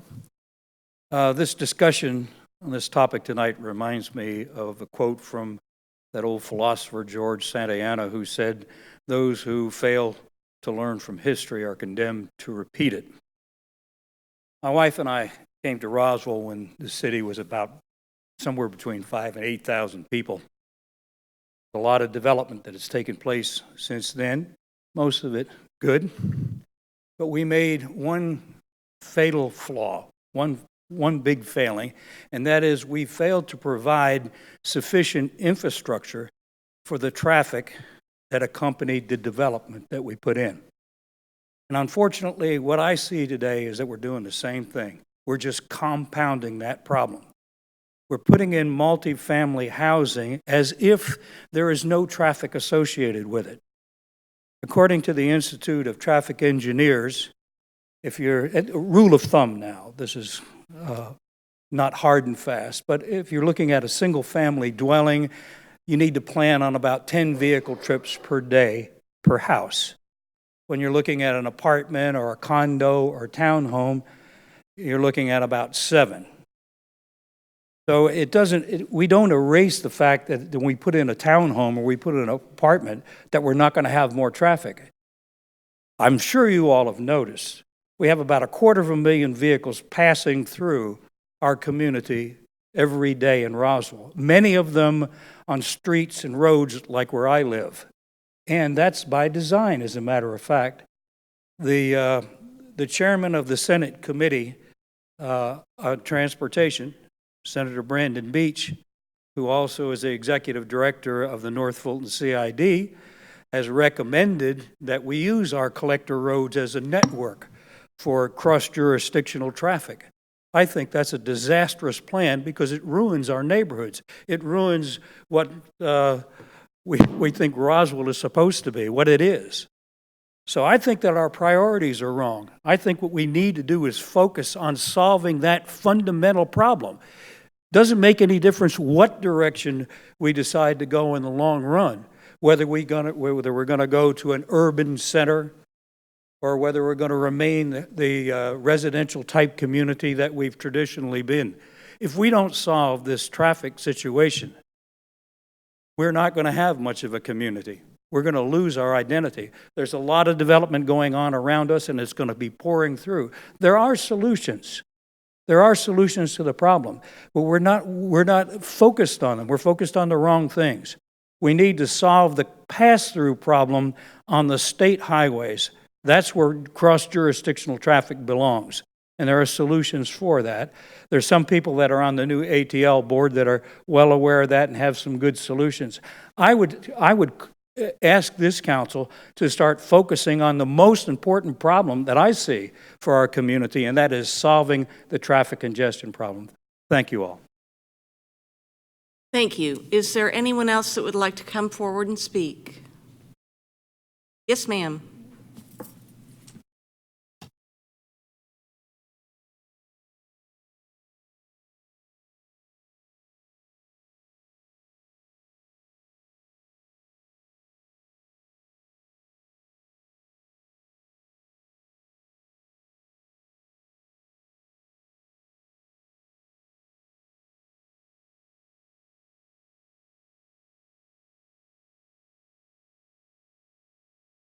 Good evening, Mayor and Council. My name is Sally McKenzie, and I live at 47 Goulding Place in Roswell. First of all, I'd just like to clear up a couple of some misinformation and maybe some misconceptions regarding Mr. Council Member Judy's mention of a letter going around that stated that some on council were against protecting Roswell or whatever. I'm not sure of his exact verbiage. That is misinformation. I sent that letter, and my letter only made one reference to council, which I'm going to try and open up my computer and read. It stated, after 7 public discussions and related pushback from some on council, a watered-down, ineffective amendment is on Monday night's agenda for consideration. It only addresses building types rather than uses. That's all I said. So I just wanted to make sure that it is noted that my letter that went out to many citizens that, I'm sorry, if you're shaking your head, you're welcome to take some of my time and respond. I'm sorry, Mayor Henry. Councilmember Judy is shaking his head, and he's welcome to respond if he would like.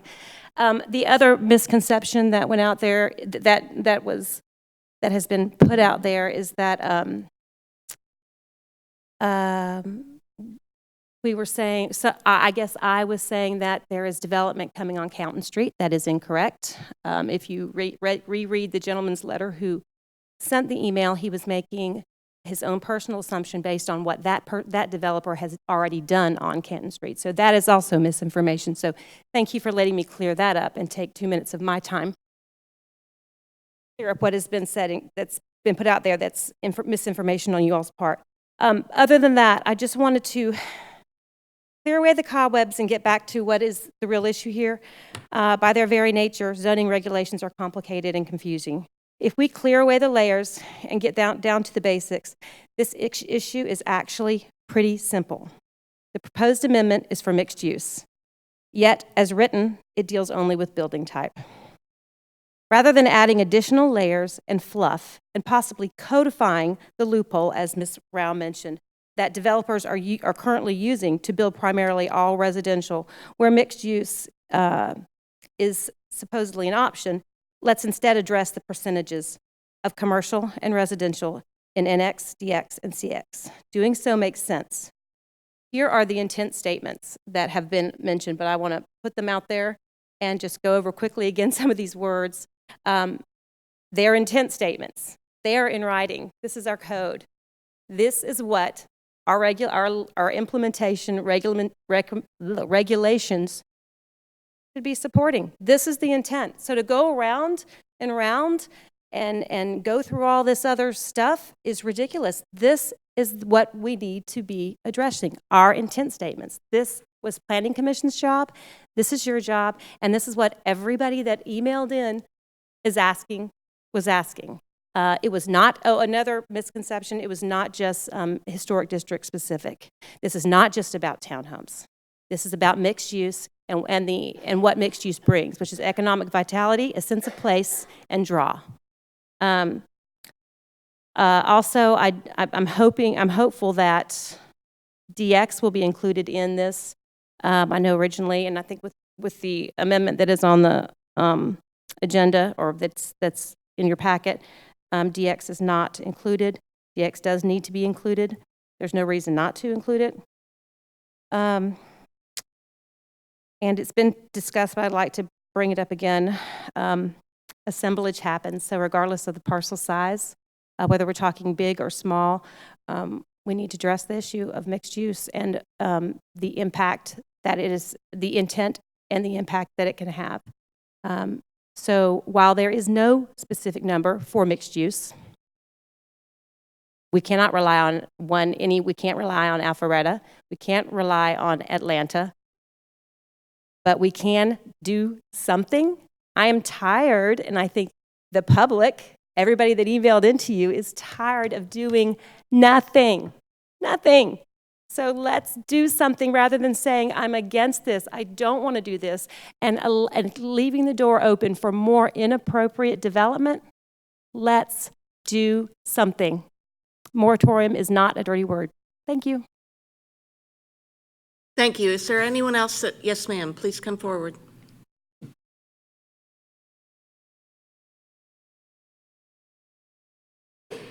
Claire Snedeker, 765 Whitehall Way.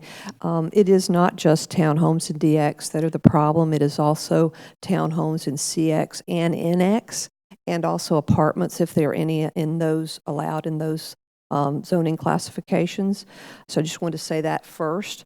It's undeniable that there's a loophole in the UDC which uses mixed-use zonings or says that mixed-use zonings are supposed to be primarily commercial, yet developers are developing up to 100% residential, and it's because the wording is nebulous without a percent. Other cities are focusing on a vision that they have for their city, and they are choosing with that vision to put in minimum percentages for commercial. In fact, the former mayor and council that passed the UDC could have avoided the loophole if they'd had the political will to do so. Since they did not, that we are seeing the abuses that you've heard about in the projects tonight. It's called entitlement overreach, and Roswell deserves better. We do need destination places, not just more residential, which is already an available zoning to developers under our zoning code requiring mayor and council approval. The two building type proposal does nothing to prevent token commercial space, such has been mentioned before, up to 4%. It's token commercial space. I do applaud what the Planning Commission worked on and ask for your strong consideration of that. I also am continuing Ms. Rao's comments relating to Old Alabama. Also for rezonings, there are many options for an applicant who says they want a 96% residential project, even if they desire a small amount of commercial. For example, Old Alabama, in their character area, could have applied for CC, which is a conditional use for townhomes, multifamily, and submitted the same site plan. As a matter of fact, I believe I just described East Village Target Project, working its way through the process. And when you look at the old Alabama site plan, the building clusters are so separate from one another, they could have applied for multifamily for their townhomes and condos and then applied for a separate CC district for the restaurant. This would have been the most transparent way to approach this project, and it would open it up to the public process more because the district names would match the project uses. Let me close on a positive note. I have sat through many city meetings for more years than I would like to admit, and I have to say that our present Planning Commission is one, if not the best, that I have experienced in all these years. They are diverse in their professional experience, neutral in their politics, collegial, collaborative, capable, and what I appreciate most is they're always anchoring their recommendations in the law. I have always heard the Planning Commission's job is to flush the quail, and if anyone wants to understand what that means, listen to the April Planning Commission meeting and their discussion of mixed use. Thank you to the Planning Commission. Good job, Council, and thank you for continuing to consider about this percentage. I really do believe it's important. Primarily commercial really needs to have some definition added to it. Thank you. Thank you. Is there anyone else that would like to come forward?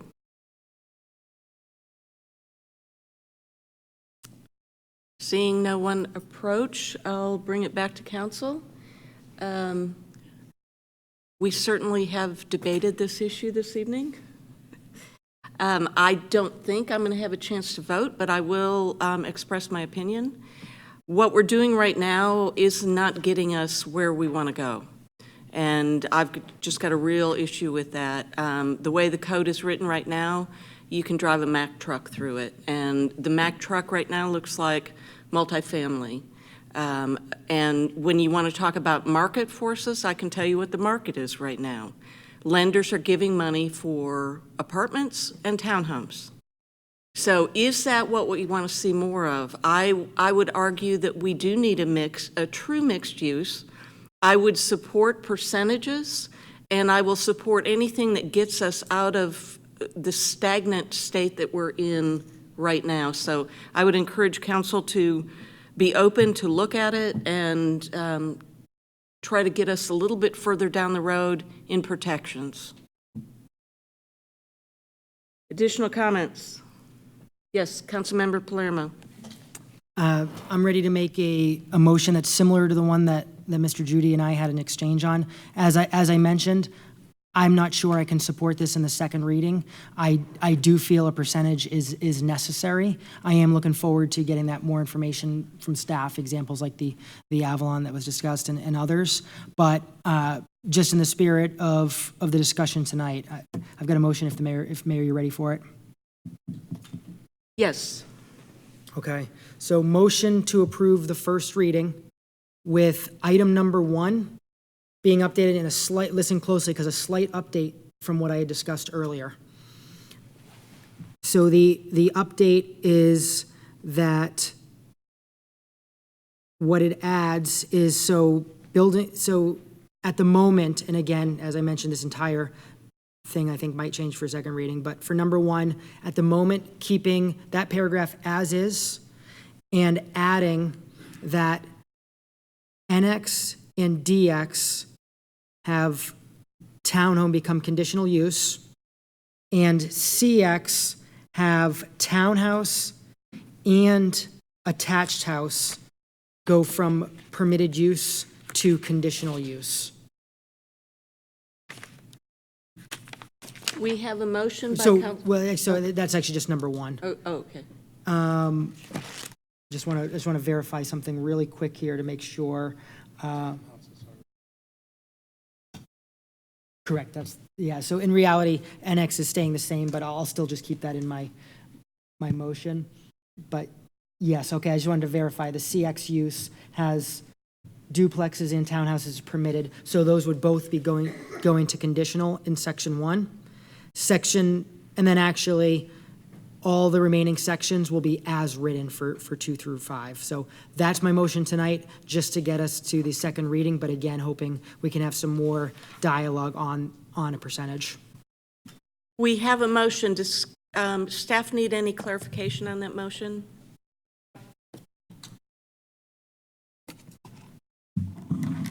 As Councilmember Palermo indicated, under NX, the townhouse is already a conditional use. So we have it. Thank you. There's a motion. Do we have a second?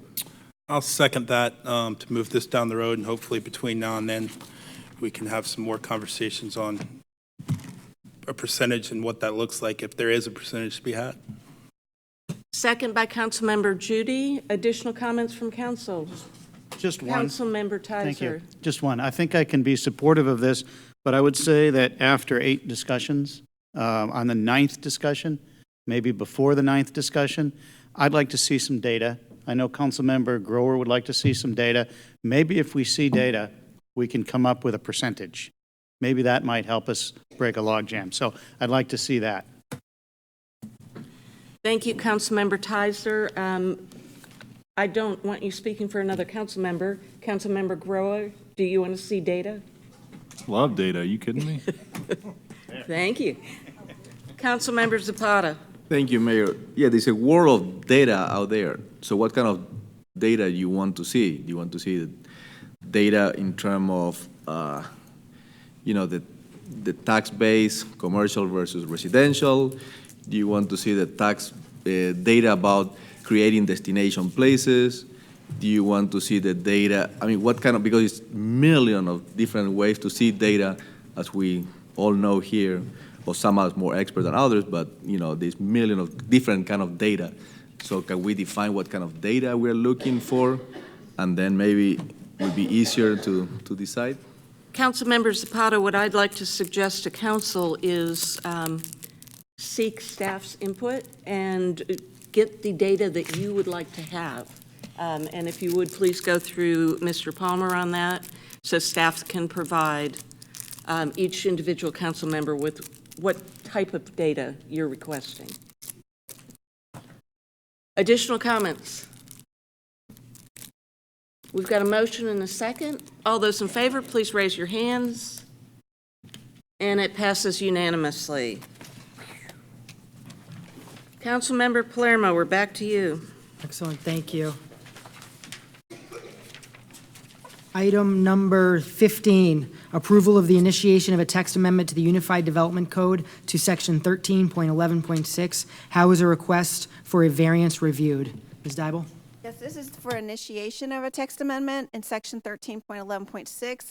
This is to change section number 4 to remove the words "and recommendation" under that. So what we'd be doing is we'd prepare the report to the Board of Zoning Appeals. However, we would take out the words "and recommendation."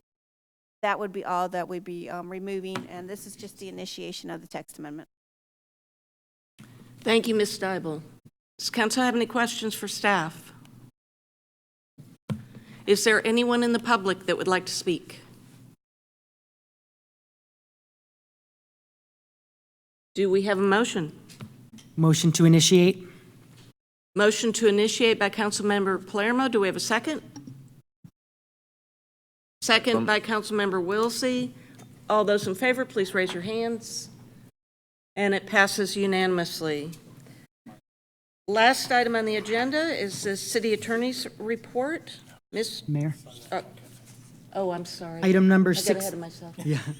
Item number 16, approval of a sidewalk cafe license for 942 Alpharetta Street for 2 sections of their sidewalk.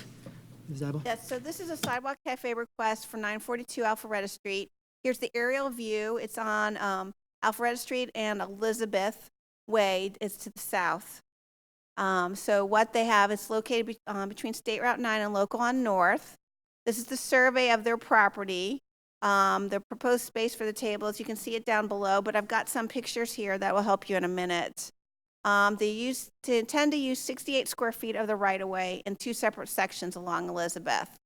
The first section will be 45 square feet, and the second section will be 23 square feet. They're proposing 4 two-top tables for a total of 8 seats. Here's a drawing of what they're looking to do, but I've got a few things here in a minute that should. This is a picture of the location, and here's the best shot I have for you. So if you take a look at the 4 tables in the south, they're looking to start the tables from the door. If you look at the red door in the picture on the left, on the upper left, they're looking to put the tables from about where the window sits over to that first planter box or the second planter box. And then what they plan to do, if you look at the lower plan, is to close off one of the gates, close off that middle gate area where they have the opening and put their opening over to the left and then put 1 table there. So they're looking to add just 4 tables, a total of 68 square feet for 8 seats. And staff does, so I hope this helps give you some examples and some pictures of what it is. That's the best pictures I could find, and the aerial view there is our 2019 aerials that we just got. So staff does recommend approval with the 3 conditions here to match with their Exhibit A plan to show where they're looking, to put the berry in the furniture must match all the specifications, and that they have the chains between each set of columns to make sure they meet the ADA, which based on the plans that we have, they do meet these requirements. And I did inform the applicant, I don't think they're here, but they were informed of it last Friday, that we would have a meeting. So any questions for staff? Thank you, Ms. Dybel. Questions from council? Councilmember Palermo. So first of all, Ms. Dybel and Mr. Turner, I appreciate the picture. So I'd say that is definitely more helpful than the initial, what you were able to show me at the when we met in the last week. That being said, I'm not I'm not sure I fully can grasp just the impact. I feel like that is a tight area. I certainly want to support them and help them get more tables. I think that'd be a great cause, but I feel like what I'd have to do is now that you've provided these pictures, I'd want to personally look at it a little closer. I'd certainly be open to hearing from council if they really just prefer to move forward, but I'd feel a lot more comfortable with the chance to review these pictures there in person and bring it back here in 2 weeks. That's my initial response. Additional comments from council? Councilmember Zapata. Thank you, Mayor. And yeah, on this line of thinking, how will affect pedestrian traffic?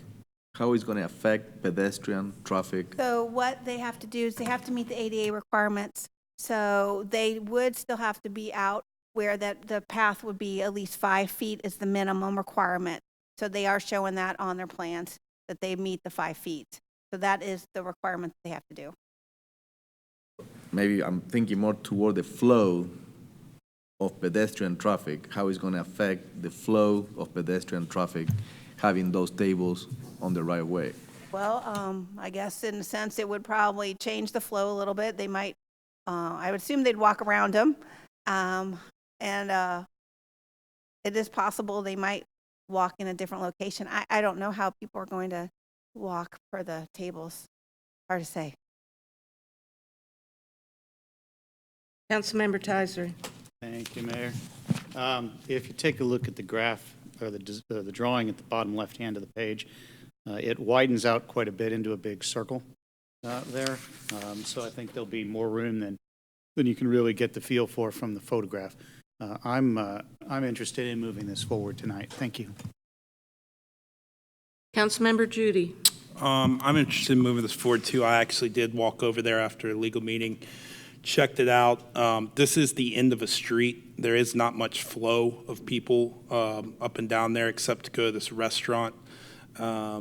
So I think that it would be different if this was in the middle of Canton Street where there was a ton of people walking up and down. I would say hey, it'd be better for all the council members to take a look, but I'm interested in moving this forward because I did go check it out for a legal meeting. Additional comments, questions from council? Councilmember Palermo. You know, I think there's a strong likelihood I'd be fully supportive of it, but off the drawing, I wasn't able to fully understand when I was there. I feel the pictures added are helping me, but I guess my concern is I feel the foot traffic is picking up there. Part of it is you've got Gypsy Rose up there. You've got the standard. You know, hopefully sooner than later we'll see redevelopment with the Skillet, and for people just walking, I would just want to be positive that narrowing the space is not affecting once you're really close to Highway 9, which from the picture it doesn't look it. But again, you know, I just want to make sure we're not negatively impacting people's safety. That 5 feet for ADA is a minimum, and again, I think it could work here, but I'm just not 100% seeing it yet. Councilmember Judy. So if you're not gonna make a motion, can I make a motion? Well, so I guess with that, I'll just say what I first was saying is, my motion. So in other words, no. We'll entertain a motion in a minute, but Ms. Steibel, can you refresh my memory? There are some rules we have in place where that the server needs to be within that area where the tables are. And so would like a hostess stand or anything? Yes. So do you feel as though there is enough room within that area for people to serve the food because that could impede traffic flow? That is true. The chains would have to be on the outside, so where you'd see the little tables there on the drawing on the left, their chains would have to be far enough out where the people can walk and serve the tables. So, but they also have that area, the area that's already there, that patio is existing. That's their patio. It's on their property, that's not an issue. So that piece, the one in the middle probably wouldn't be too much of a problem because they've got a lot of room there. The little portion on the left by the door might be the tightest fit. I mean, yes, they are supposed to be within the chains for any of the signage, the hostess and the servers and everything. Okay, well, and it does look very tight, so that's why I was It questioning. is very tight, yes. So it'd be difficult possibly to serve those tables on that end. Okay, well, that I have a problem with.